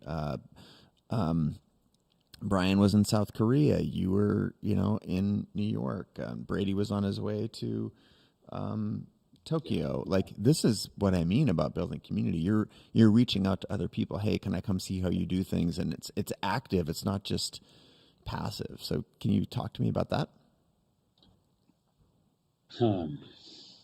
You want me to take that one also, Brian? I'd love. What are you on paternity leave over there? I'm just, feel free to step in anytime here. No, you're doing a great job. Thank you. Yeah, go for it. All right. So, yeah. Let's see. It's active. It's clearly active. You guys reach out to others. You have community. You participate in some of the dining awards. This is my point. This is not an accident that you're in this position. You have intentionally been building it. Okay, Mark. I'll say something. I was going to take it to the mission. I can't escape that. To me, from that point that everything. But go ahead. Well, no, that's a good place to go. It's not just reaching out. Adding value. Everyone reaches out. Yeah, but Mark said it before. It's actually being present with the people who are already in your life or who you do reach out to. So we do this thing in orientation with our new staff, and some of those staff have been here, I don't know, 2 or 3 or 4 months by the time they get to orientation. And we do this thing where we tell stories. We tell a 4-minute life story, which seems like either a very long or a very short time, depending on who you're talking to. And around that table of people that you've already known for months, in only 4 minutes, you learn an extraordinary amount about a friend, a coworker, even my brother, who I've heard him do his story 1,000 times. I'm like, really? You keep hearing things because we never take the time to actually sit down, look at someone in the eyeballs, and really listen to who they are as people. And so in all of the stuff that we do, going to other restaurants or conferences or in our own relationships, our own family, we want to get to that place. And it's in that place where you get to know the other human on the other side of the eyes, where you build a community that creates the types of relationships that we're talking about. I think that, like, when you're in the hospitality business, which I read 14 or 15% of our nation is 4% of GDP. So a lot of people think about this. I think you have to do the real work of trying to understand what hospitality is. And it is not a transaction. It has always been about relationship. So even when we go back to the beginning days of hospitality, when this is predating restaurants and hotels, right? These are people traveling from one place to another, and you have at the end of your day or at the end of your rope, whatever, you got to knock on some door. You're running out of food or water or safety or daylight, and that's where hospitality began. You knock on a door, and you say, "Hey, I need help. I need you. I need a place to stay. I need a meal." It came out of a very vulnerable place. Saying "I need" is a scary thing to do. And the person at the door had incredible power. they are in their home. They're in their safest place. They're in their world. All of the food and all of the safety is available to them. So hospitality at its very roots is this exchange of power for the other, for the person who's in need, right? It was the ability to say to them, come in. It was the ability to make space for them. And that carving out of space, which I think of as a really generous act, that is where community comes from. That's where relationships come from. It's the garden out of which all relationships grow, really, is this idea that even though I wasn't expecting you, you knocked on my door. You were an inconvenience to me, but I saw your need. And I thought to myself, you know what? I'm going to make that person's need my need. I'm going to make space for them. That's this whole business that we're talking about. This is why it's hard when you say, well, how does it exactly happen? Like, wow, we got to take it back 3,000 years, but here we go. Like, that's hospitality. It was the generous act of making space for someone else and letting them in, caring for them. And that's a message that we needed pre-corona. It's a message we'll need post-COVID-19. Like, it's a message about humanity. And I think right now it's an interesting time to be looking at that. Here we are sequestered and quarantined in our own homes. Here we are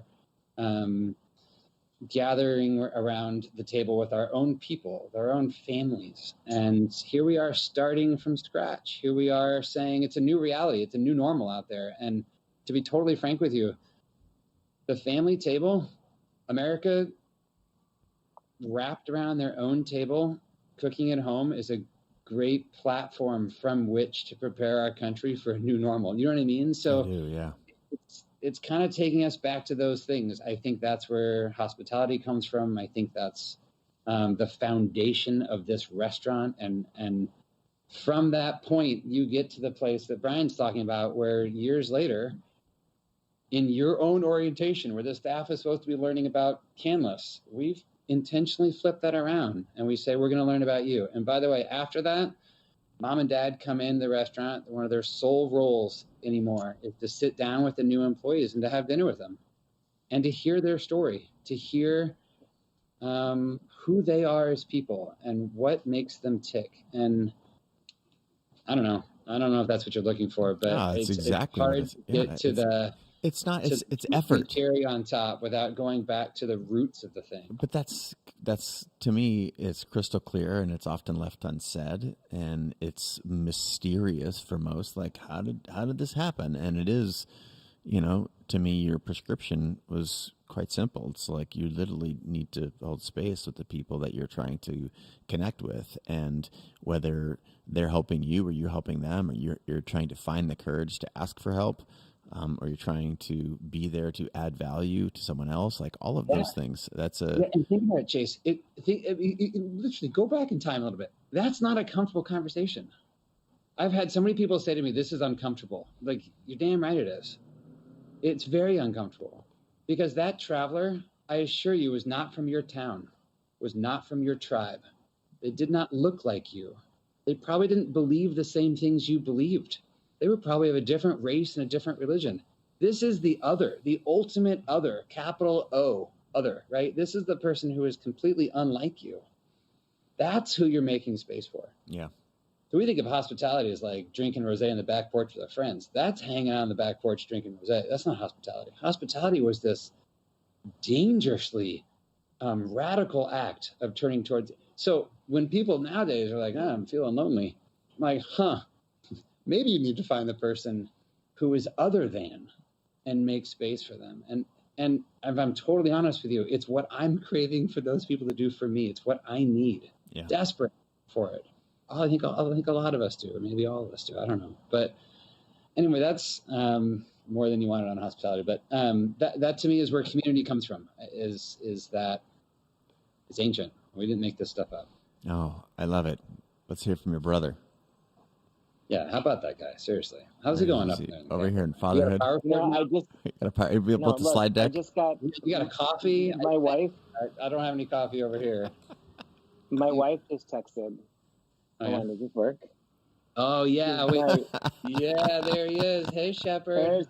Hey, buddy. Shepard. Wow. Watch us on the live stream. Is it a photo or is he live? Looks very that's just a photo. Oh, okay. I kept waiting for him to move. That's what you got on your brain right now. That's what I got on my brain. What would Mackenzie say about hospitality? We should loop her. Man. What would she say about it? I think you guys have done an incredible job. I mean, even just in the way that the way you've navigated this thing, the way you've had a baby, and the way that you have engaged the restaurant and also engaged the family.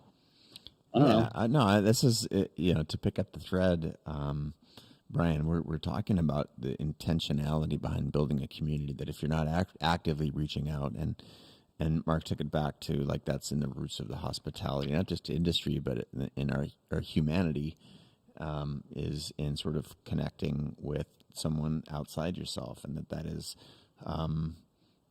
a active process. And I was positing that you guys have been actively doing that for 70 years, which is one of the reasons that you can create success in a super dynamic and changing. It's not the only factor, but it's certainly that people are willing to follow you, that you've been leading and you've been adding value to the community for decades. So maybe you can riff on that for a second, because I think it's an often misunderstood. Yeah, I think we also haven't talked about the fact that there's the task is the wrong word, the opportunity when 150 to 200 people come into your dining room every night. I mean, that's an unreal. We're in a weird business where you get to meet 200 new people every single night who are actually showing up at our front door in a good mood. It's what's awesome about the restaurant business is they've come here for good reasons. Everyone's happy on the way in, and most of the time happy on the way out. So the other challenge you face in our business when it comes to hospitality is, what does it look like to do what Mark's talking about at a dining room table in a 2.5 hour experience? Because it's so common, and people have felt this in other restaurants, and maybe sometimes in ours when we're not at our best. When the hospitality is transactional and it's just, our least favorite question a server ever asks the table is, how are we doing today? And I'm like, are you a part of this? And when people talk to you like you're not an actual human, and so what does it look like to be present with real people, like with actual? Yeah, we're not actual strangers. Mm-hmm. Yeah, that's hard. It's not easy to do, and it'd be really good for everyone to know that we fail at it routinely. Not only that, we fail at it with our own staff routinely. And so this isn't something that we've accomplished. This is aspirational. This is something that we hope for ourselves. And I think when we describe the values of Canlis, which are trustworthy and generous and other-centered, that's not off my resume. That's off of my epitaph, my tombstone. I'm hoping somebody writes that about me. I'm hoping that because we're greeting 200 guests a night, and there's the crucible of having to ask the question, what does it look like to be authentic and to open up to these people? I'm hoping that having done that, I'll become someone who is trustworthy. I'll become someone who learns how to be generous. And generosity, by the way, is not a financial term. We're not talking about money here. I think every person on the planet has the exact same capacity for generosity. We're talking about the ability to incline your heart to turn towards somebody and make space for them. That's all we're talking about. So it's it's a weird business to be in, because you kind of have to get. But it gets really fun when you start applying it to a business model. And in this case, it's a restaurant. So when you apply it to valet, everyone talks about our valet drivers, and if you don't know, we don't use tickets. And, we do 100 cars a night sometimes. And so how do you remember waiting for you car without? Super cool. Yeah. And so when you get up from the table, your car's there waiting for you, and there was never a ticket. And we do the same thing with coats. We take your coat and we say thanks, and we never give you a ticket. And people, when they learn the secret behind this system, and they think there's video cameras or software, or there's not. There's just the desire to have this, to not turn you into a number. If you care enough to not turn, so like if Obama came and pulled up in whatever car he's driving, a regular valet at a regular restaurant wouldn't give him a number, because they would just remember, because he's important enough to remember. But when the next guy comes and you give him a number, you're automatically saying, well, I care about this person. They matter enough, but you, I don't. And so when you decide as a company to say, okay, everyone matters enough to not turn anyone into a number. To remember. It's a really powerful thing. Yeah. To say, you matter enough for me to remember you. Dad, I when I was learning how to run the front desk, Brandon, did he ever say this to you? I was like, yeah, well, Dad, I'm not very good at names. He's like, well, who's coming in next? I was like, well, I don't know. I'm not very good at names. He's like, you're not good at names because you don't care about the people. Okay, well, like when your father says that to you and he's training you how to, that hurts. Like, that's rough, right? Yeah. He's like, I'll pay you $1 million to remember the next couple's name. And you're kind of like, really? He's like, well, yeah. See, now you're motivated. Now you care, don't you? Right? Like, you didn't have $1 million, but his point was well taken, which was, if you care enough, you'll remember. And the valets, nobody cares more in the world than remembering your car than one of our valets. And I think it's just a beautiful picture or illustration of the power of another person mattering to you that much. And it has to matter. No one comes to Canlis because they're hungry. I mean, they come because tonight matters for some reason. They come because tonight is special, and it has to be honored. And so they're giving you, they are trusting you with this thing that matters to them so much. And so if you don't hold that thing that they're giving you, maybe it's their daughter's 13th birthday, like that happens once, or the first date after having a baby, or it's you and Kate coming after, like, you guys had the worst day ever. And I remember you were I don't know if you've been fighting all day, you and Kate, or you just had a hard business day, but you said we just needed to come and like be in a safe place and drink wine and look at each other's faces, and like people come with this need, and to treat them like a dollar sign or like a transactionary, like a digit. I don't know. You have to serve that need. You're not serving dinner. Yeah. You're serving the need that the guest showed up with, and you're doing it with the things that you have. In our restaurant, that looks like fine dining or a fancy wine list or view. But the point is not the view or the food or the wine. Or even the industry, right? Those are tools that we have to serve the actual need. Does that make sense? It's so true, but it's not actually even the industry. Like, this is, again, we're talking about creators and entrepreneurs operating in a completely different world, and what are not just some tactics, but some strategies and some like high level conceptual thoughts. Like, what are we doing? Why are we here? What's happening? And to me, this has just been a beautiful conversation to bring us back to, through the lens of your restaurant and your values, the two co-owner brothers here, Mark and Brian, if you're just joining us, and earlier the chef Brady Williams. Like, you're doing what you can with what you have in order to see the other, to make people feel connected to, and now more than ever before, that is an extraordinary value in a world where we don't actually have the opportunity to hug and to high five and to actually hand someone a coat and to make them feel special. How do we do that digitally? So we're running up against our time here, and it's so I want to put a little bit of a virtual bear hug around the both of you, and if you would extend that to Brady for being a part of our debut 24-hour round-the-clock live broadcast here at creativelive.com/TV. So grateful for letting us behind the scenes in what's not just been working, but what hasn't been working, and what innovation looks like in real time on the ground there. And it's been an absolute treat. Thank you for taking care of my wife, Kate, and I for so many years, and for being a guiding light, a leader in the creative community, the small business community here in Seattle and around the world. Anything you want to say to our people on the way out the door here?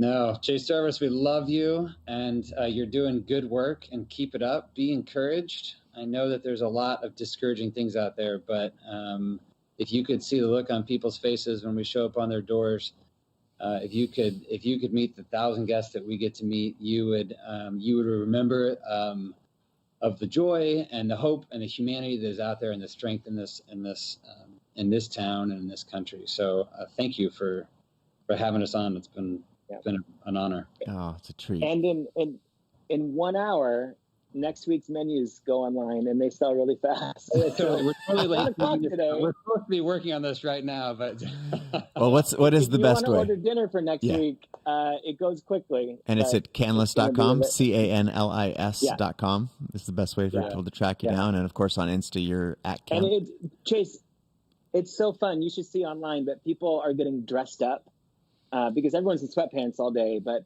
for our meals, they're putting on dresses and suits, and they're putting on the piano that we're live streaming. And it's like their one chance to just have this, it's so special to be a part of these memories.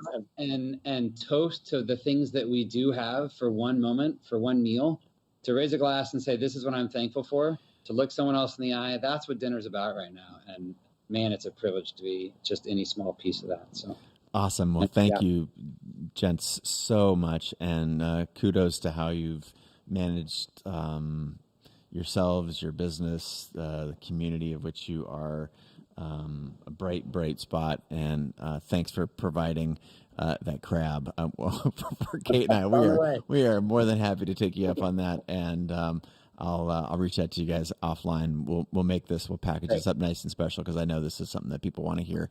We'll make it available to you and everyone in your community as well. And just another thank you for all the people listening and watching here at creativelive.com/TV. Really appreciate you, gents. And remember, you're also at Canlis Restaurant. Is that right, on Insta? I don't know. Yes, I think that's what we are. Cool. I don't really do. All right, and at Canlis Restaurant. Great, That's and we don't know that. We are super excited to bring the piano from your dining room tonight at 7 p.m. Pacific. So for those listening, come back and listen to that piano here at creativelive.com/TV. And love you guys. Thanks so much for being on the show. Much gratitude. Thanks, Jess. Awesome. Take care. Bye.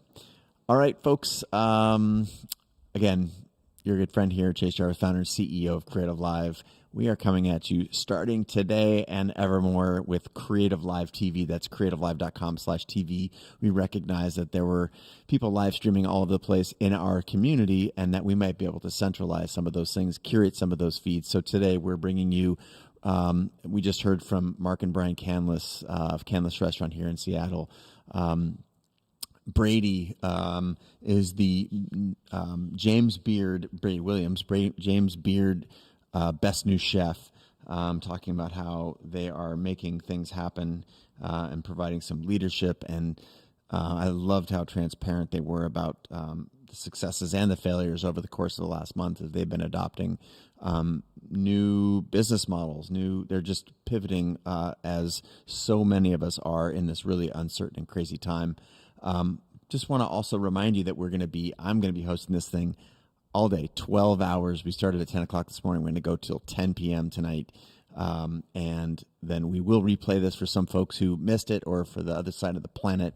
But starting today, again, we're going to be bringing you into the living rooms, the studios, the dining room tables of many of the world's top creators and entrepreneurs. So I'm going to take a short break. I'm going to get some throat coat for my tea, and then we're going to come back in just 5 minutes with a performance from one of the world's top cellists, Mr. Joshua Roman. We're going to be cutting to the hills above Santa Barbara, California, where he's at a artist in residency, and you are in for a treat. But before we do, just a quick word so I can take a quick break here, and we'll be back with Joshua Roman playing the cello in a way that you have probably never experienced before. It is truly going to be stunning. I'll be right back.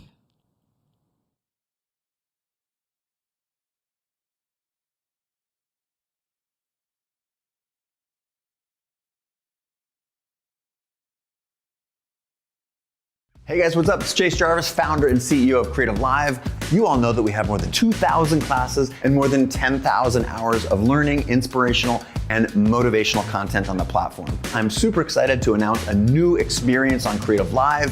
It's called Fast Class.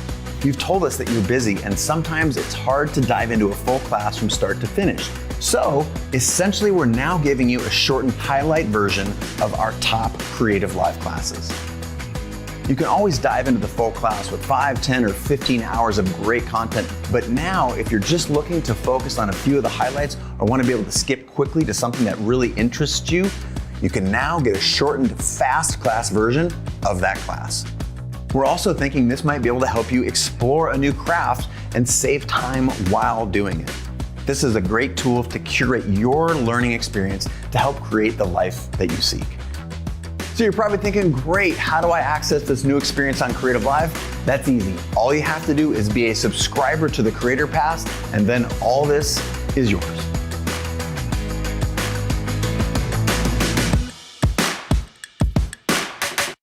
We negotiate all the time, from job interviews to client meetings to mattress buying to getting your spouse to do the dishes. Everyone needs to understand the dynamics of powerful negotiation. My name is Vanessa Van Edwards, and I'm a published author and behavioral investigator.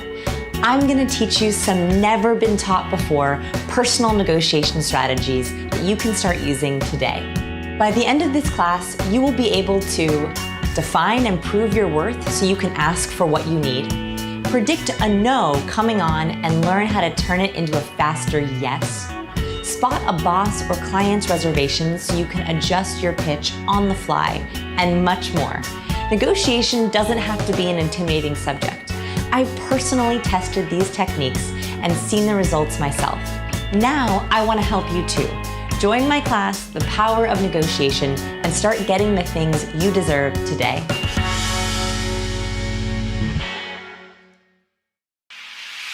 Exploring your creativity is essential to your growth as a photographer. Plus, it's a lot of fun. I'm Lindsay Adler, and I'm teaming up with CreativeLIVE to bring you a series of 10 creative portrait challenges.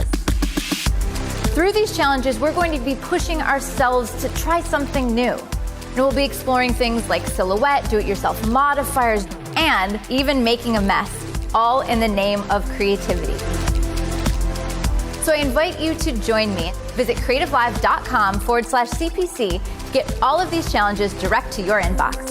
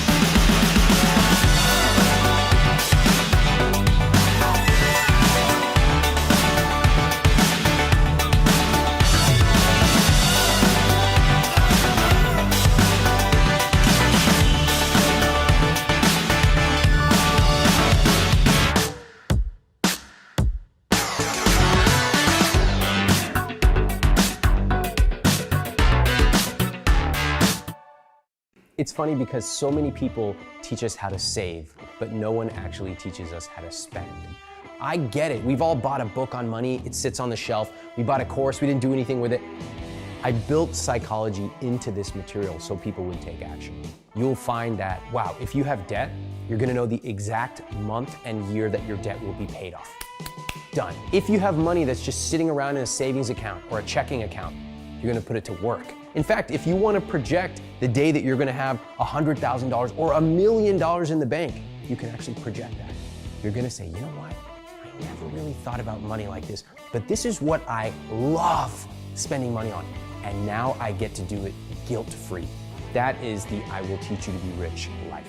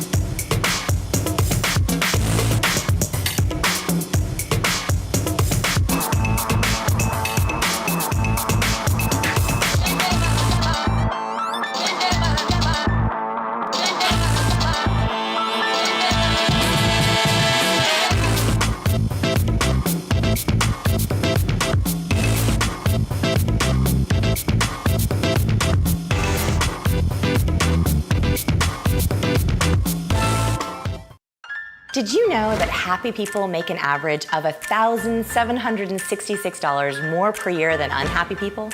Or that happy employees take 15 less sick days per year than unhappy employees?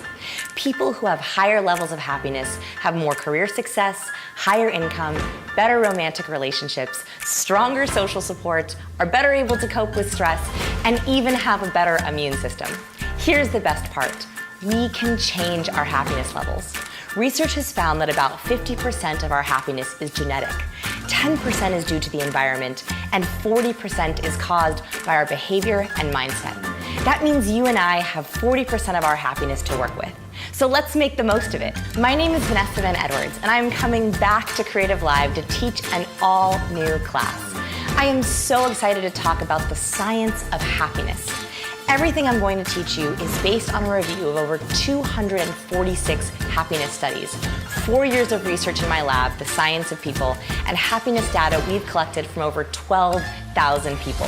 I was really surprised at some of the happy patterns we found, and I want to teach them to you. I've taken everything we have learned and turned it into a happiness framework. These are 10 days worth of step-by-step lessons that will help you transform, and let's be real, a kind of wooey, fluffy, intangible subject into something real that we can quantify, measure, and improve. You'll learn how to increase daily joy, contentment, and excitement, lessen anxiety, worry, and dread, prevent funks, moodiness, and dips in energy before they start, and know how to snap out of it when they do. I've taught over 42,000 students how to change their lives by making happiness a daily practice. Now I want to help you too. RSVP for my class, The Power of Happiness, and start taking control of your own happiness today.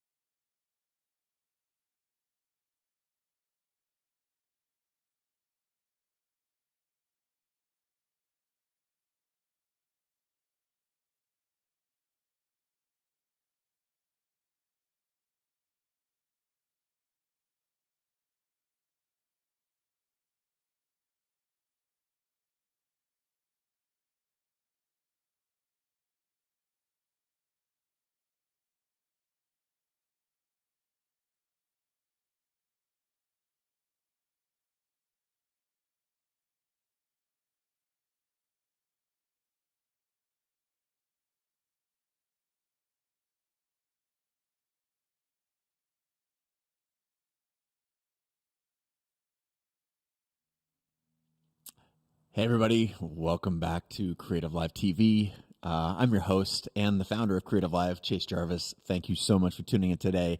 We're coming at you live from all over the world. We're about to travel to Santa Barbara, California, but right now you're stuck with me for the next 30 seconds while I introduce our next guest. I am the solo person here in a 3,000-foot studio in our CreativeLIVE headquarters here in Seattle, in what we call the garage. But it brings me great joy to be able to step into the living rooms, the kitchen counters, the studios of our creative community worldwide, where we're tapping into the minds of the most brilliant creators, entrepreneurs, performers.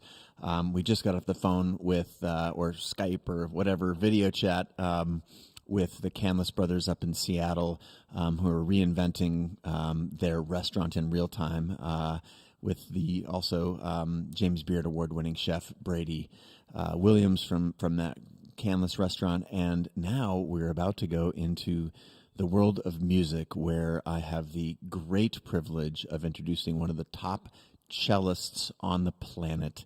Yo-Yo Ma called him the future of classical music in America. I'm grateful to be able to call him my friend. But for now, let us transport you into the home studio here at a artist in residence in Santa Barbara, California, with the one and only Mr. Joshua Roman.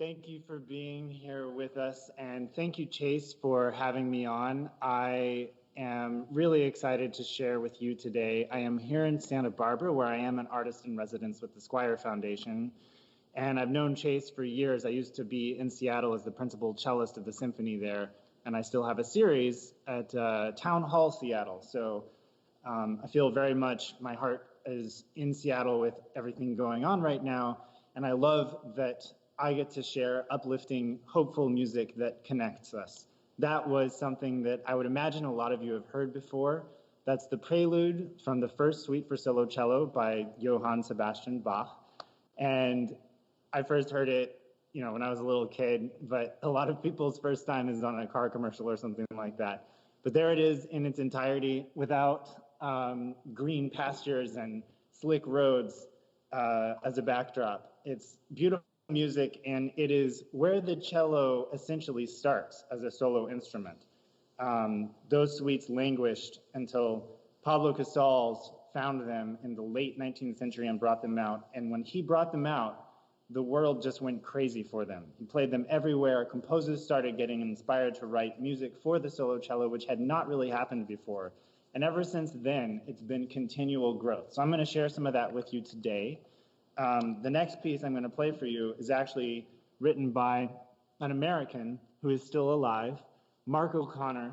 This piece has been arranged many versions. The version I first heard is for Mark O'Connor on the fiddle, and Yo-Yo Ma, a mentor of mine, on the cello, and Edgar Meyer, an amazing bass player, friend, and colleague of mine, on the bass. It's called Appalachia Waltz, one of my favorite crossover albums, and this is the solo cello version. Beautiful, bluegrass, simple, sweet America.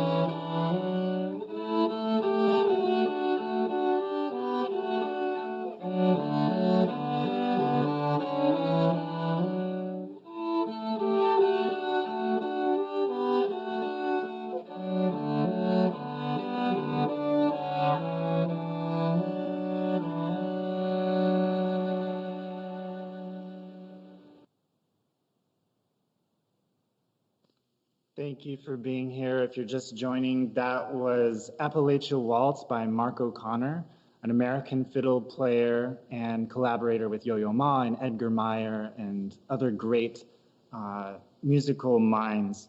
I just love the simplicity of that, the very pure sweetness and cooperation between the two notes moving together all the time.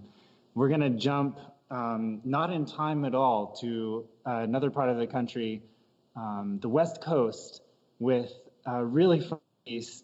You know, what you've been hearing is cello, as maybe you know it. Maybe there are a little bit of surprises in there. But this one, if you think you know what a cello is, this one might change your mind. This is by Mark Summer of the Turtle Island String Quartet. It's one of my favorites to play. Lots of energy. If you've got room to stand up and dance, tap your foot, might be a good thing to use that room, use that space. This is Julie O.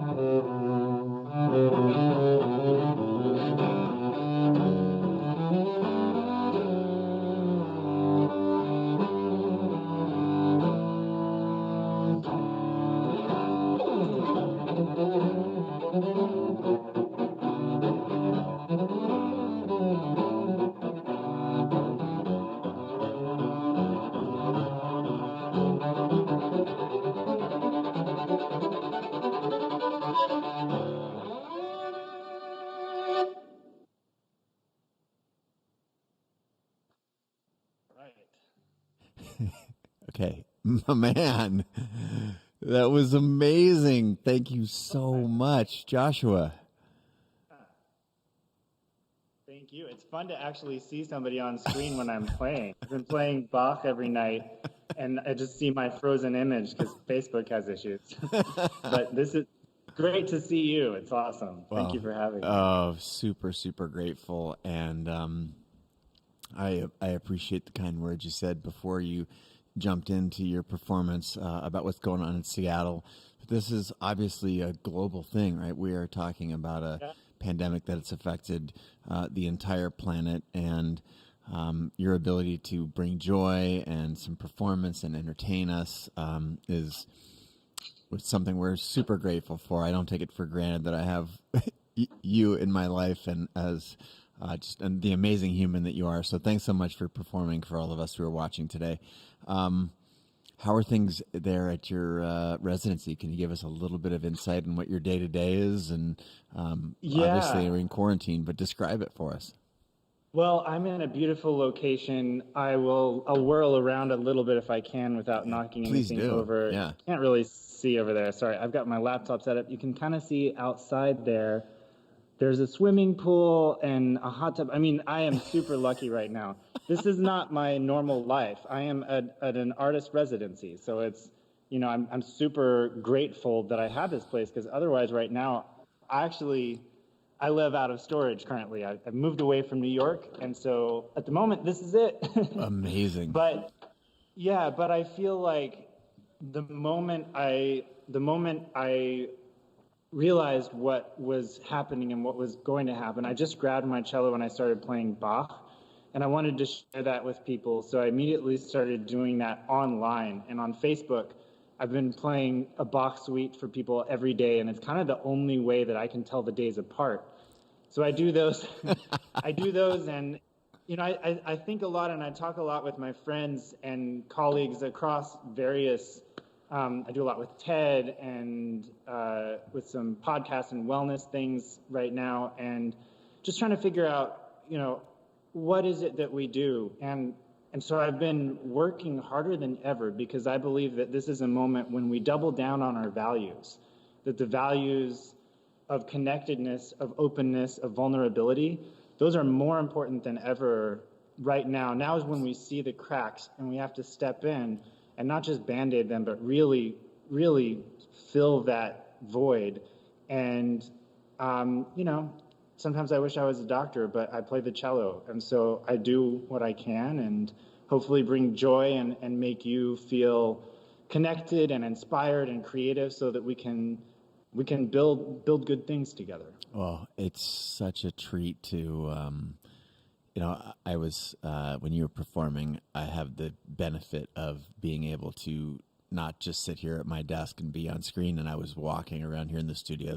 We're in a 15,000-foot building here at CreativeLIVE today, and there are 4 people here. We all have approximately 3,500 square feet to ourselves, but I just got to walk around this beautiful studio that I'm in with your music in my ears, and it was such a treat. So I wanted to say thank you. And I think it's the point that you made about doubling down on our values, and that this is when we're able to find out a little more about who we are, what we're made of. I think it's very possible to both keep everyone in mind who's sick, or who's grieving, or who's really, really struggling right now.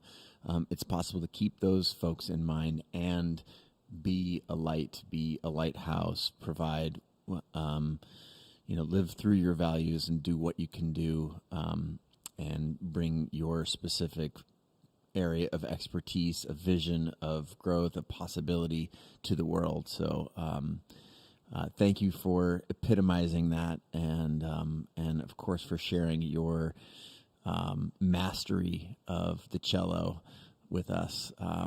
We've had the opportunity to collaborate a couple times in the past, and I don't remember, it was Midge was the name of your former cello, I believe. This is a different one. Is that true? Who are we with today? No, this is Midge. It is. You are with Midge. Yes, this is Midge. She was made in 1899 in Venice by a man named Giulio Degani, and Midge and I have been together since late 2008, and I've cheated on her a couple of times with Stradivarius or Montagnana cellos, but she's very forgiving. So, well, I remember we collaborated and flew you from New York to Seattle for a something we were working on together, and I remember she flies well. She has her own airplane seat, and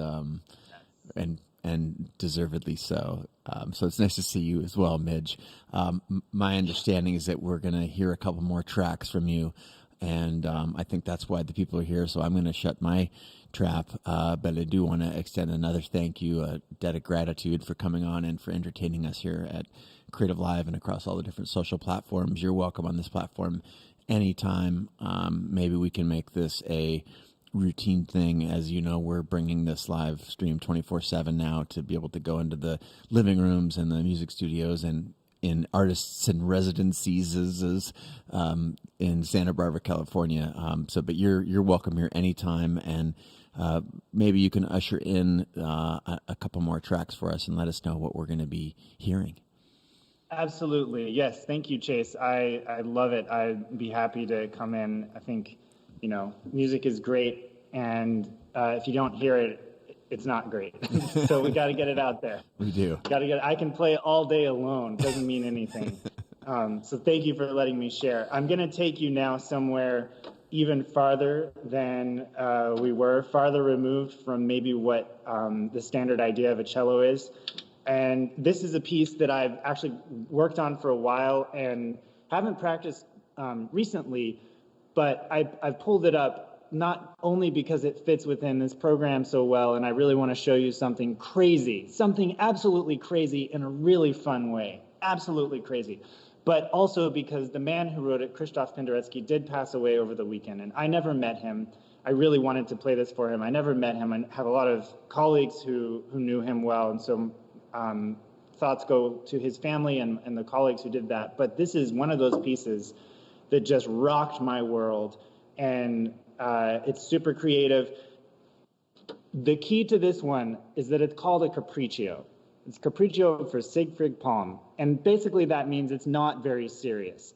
So it is in the vein of music that you might think is crazy serious and academic, but actually, even though there's super geekiness underneath, this is just a really fun romp, and there are some musical jokes thrown in that I don't think you have to know much about music to get. So we'll find out. I'm going to play that for you now. This is Krzysztof Penderecki's Capriccio Siegfried Palm from 1968.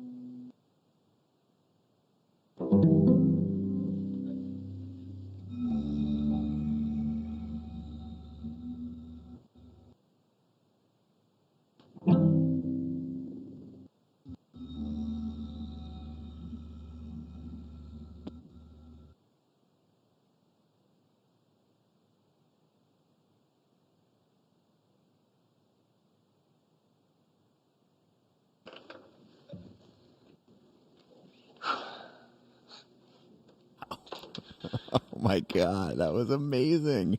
Isn't that wild? Oh my God.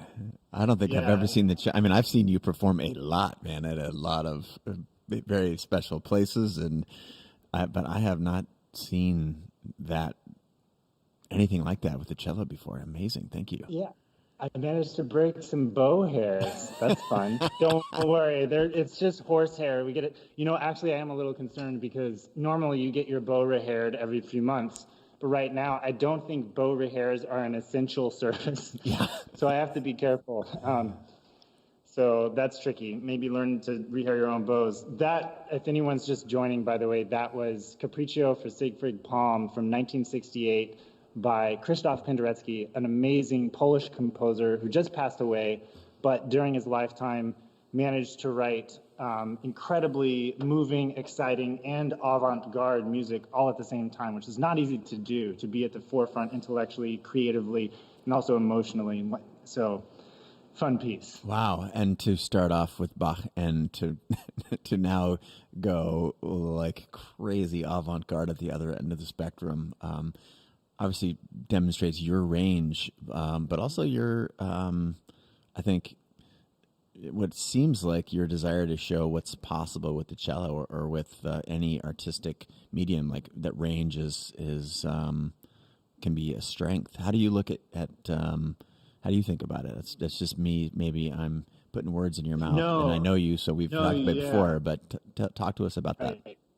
Yeah, I think you're right on. I think classical music has had an image problem, and it's of our own creation, and a lot of it has to do with trying to create an idealized setting for the music to happen where you hear it perfectly and there are no distractions, and I think that's awesome. I love that. It's one of my favorite things is to gather with thousands of people in a concert hall and be the star. It's amazing. I love it. But on the flip side, like what is it actually that the tradition is, and does it allow room for creativity? And that's where I actually fall back on a quote from Gustav Mahler, that tradition is not the worship of the ashes, but the fuel of the fire.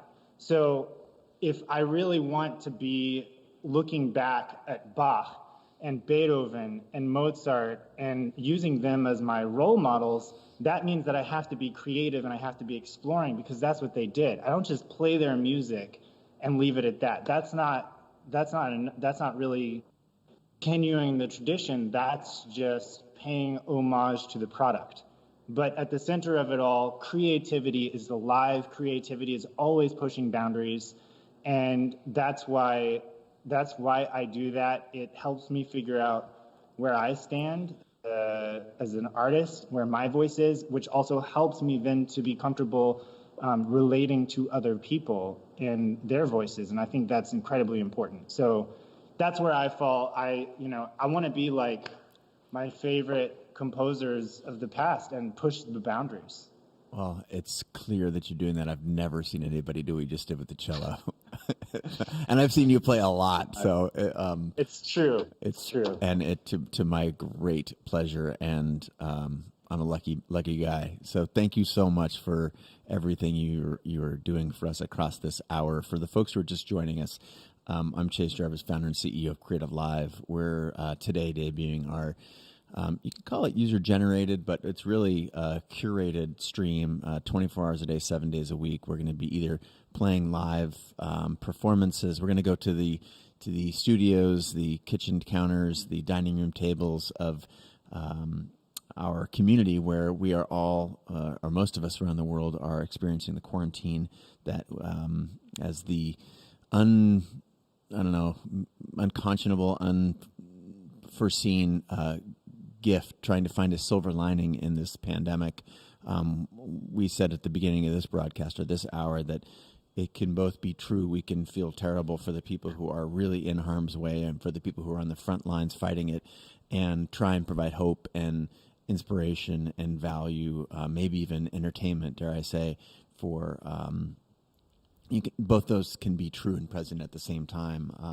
And I'm sitting here with one of my dear friends, Joshua Roman, TED Senior Fellow, longtime hero in the classical music scene in the world, and certainly here in Seattle, where he was a prodigy with the Seattle Symphony early. How old were you when you started playing with the Seattle Symphony?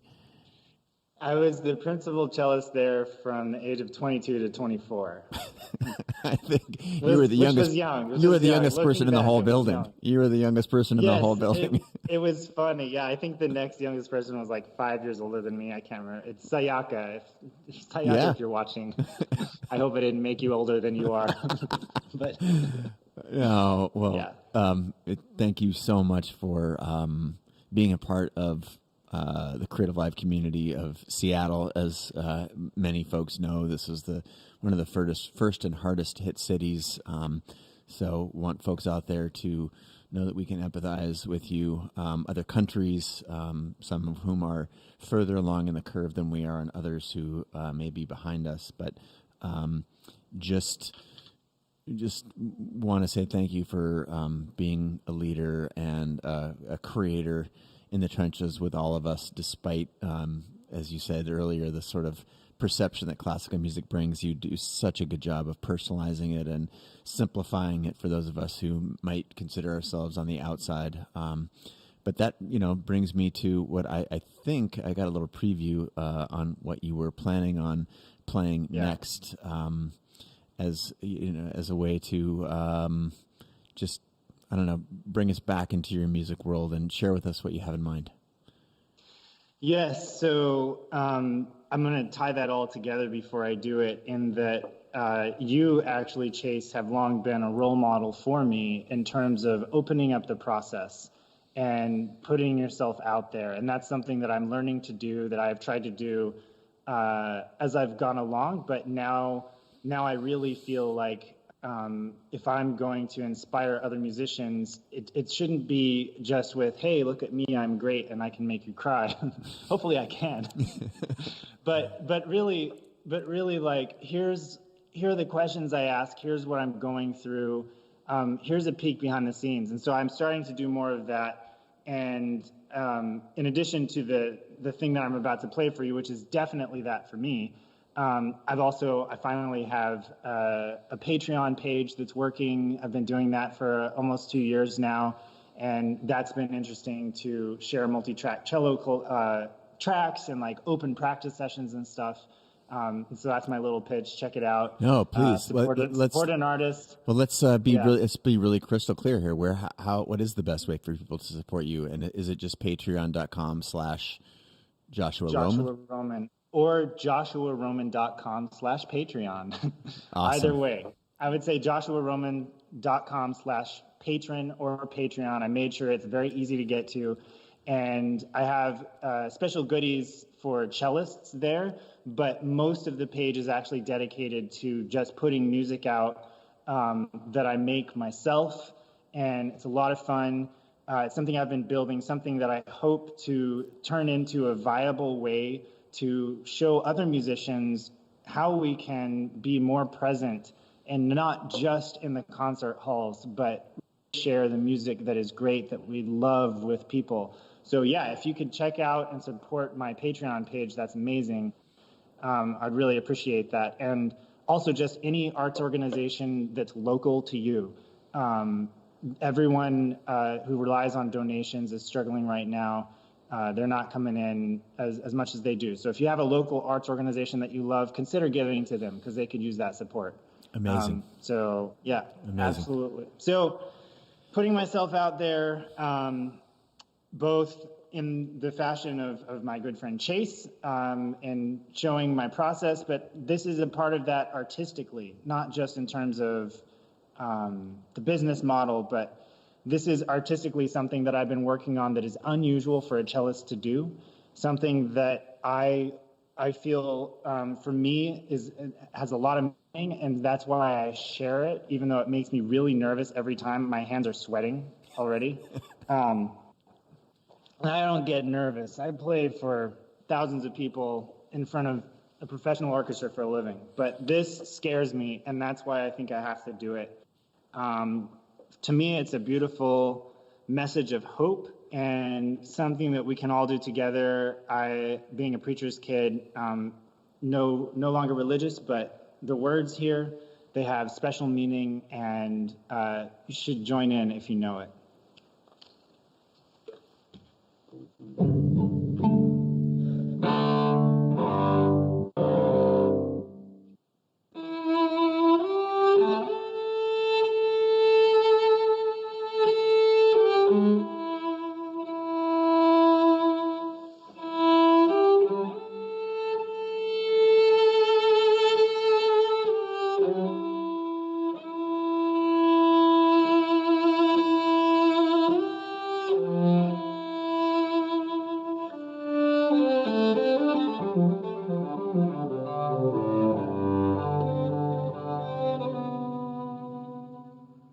Well, I've heard that there's a secret chord that David played and it pleased the Lord, but you don't really care for music, do you? Well, it goes like this: the fourth, the fifth, the minor fall and the major lift, the baffled king composing hallelujah, hallelujah, hallelujah, hallelujah, hallelujah.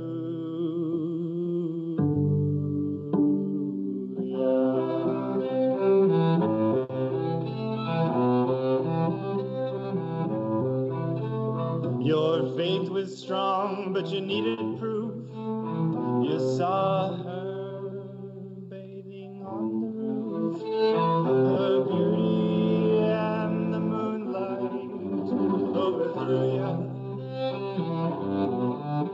She tied you to her kitchen chair. She broke your throne and she cut your hair, and from your lips she drew the hallelujah. Hallelujah, hallelujah, hallelujah, hallelujah.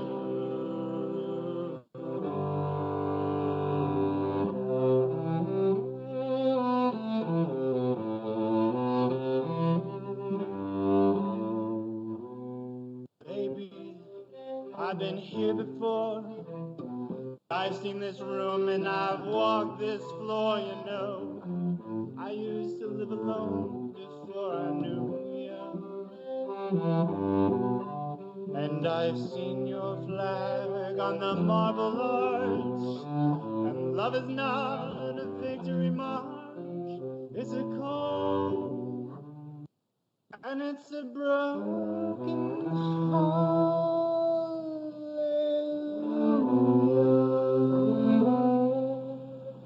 hallelujah, hallelujah, hallelujah,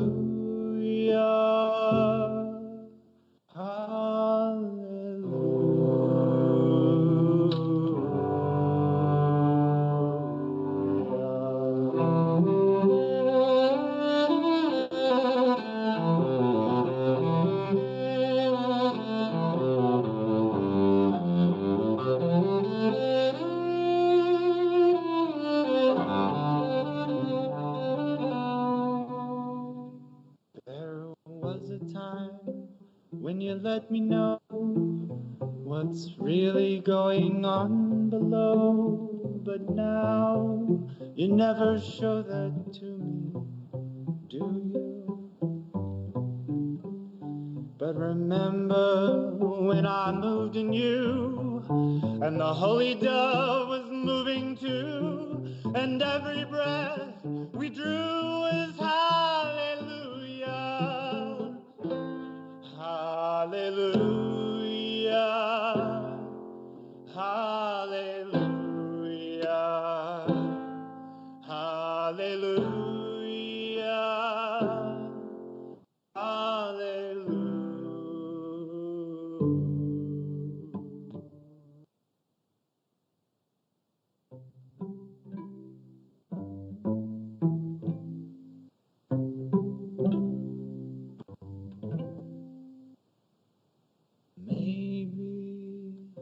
There's a God above, but all I've ever learned from love was how to shoot somebody who outdrew you.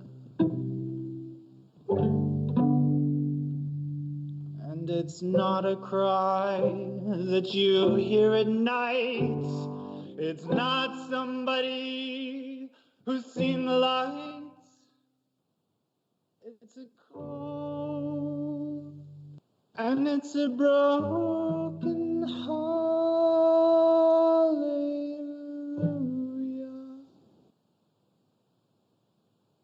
Hallelujah.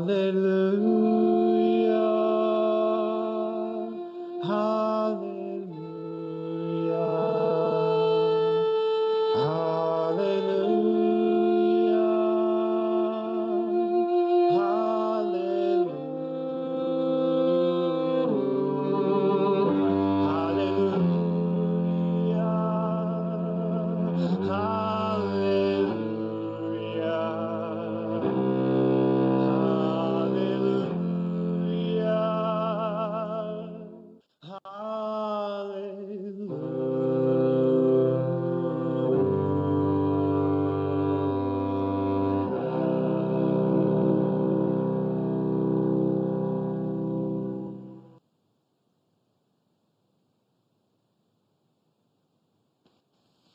Whoa.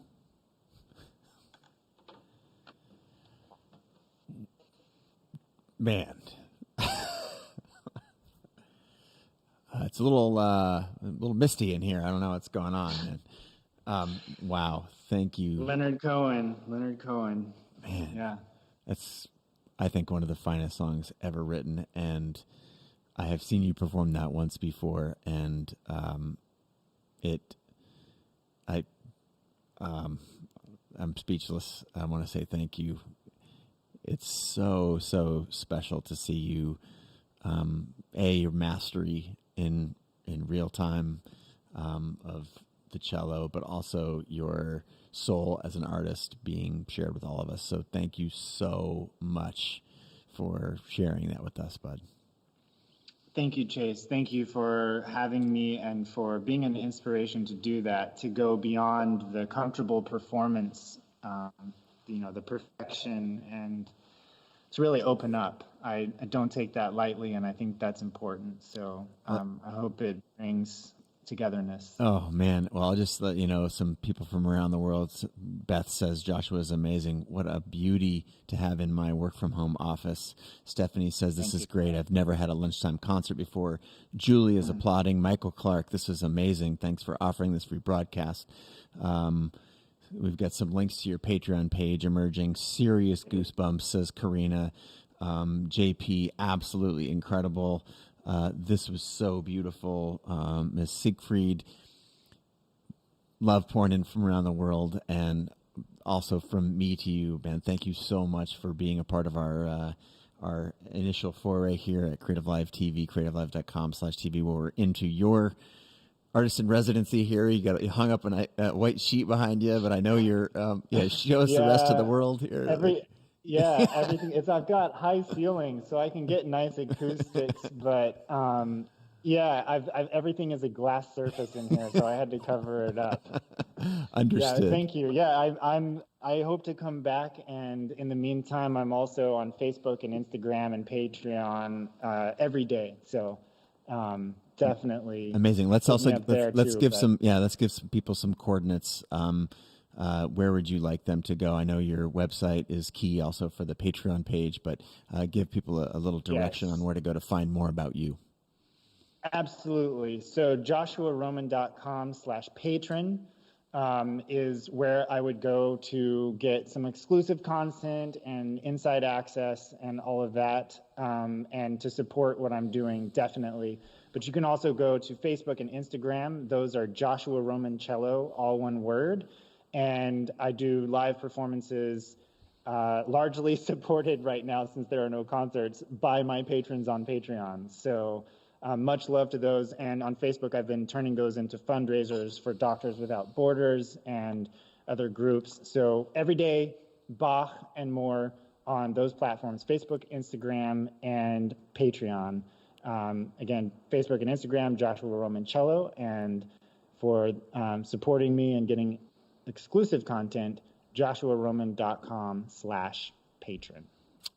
Amazing. Well, I'm going to call you a little bit later today and say thank you again 100 more times. But from the worldwide creative community that's watching right now, I want to say thank you again for your performance today. I'm super excited. We're 100% going to have you back as soon as we can.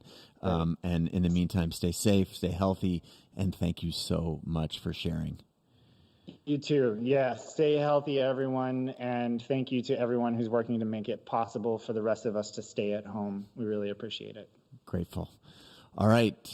Thank you, Joshua. Again, I'm Chase Jarvis, founder and CEO of CreativeLIVE. I want to say thank you so much, everyone out there in the world, for paying attention to this page, to creativelive.com/TV. This is a live video feed meant to entertain, inspire, and connect everyone out there in the world. I am going to be passing the mic to a colleague here shortly. And if you are new to this page, you're just now arriving, if you go to that URL I just mentioned, you can see the schedule for the rest of the day.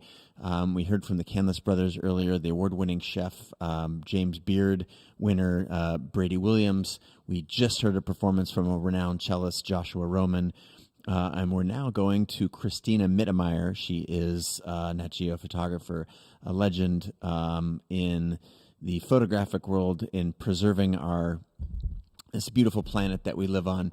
She's going to be doing a portfolio review. She's going to be talking about her Seed Legacy, which is a project that she and a handful of others, Paul Nicklin and a handful of other renowned photographers who are doing their part to help keep our planet around. We're then going to go to Andrew Scrivani, the New York Times food photographer, who's going to cook us a meal and then photograph it.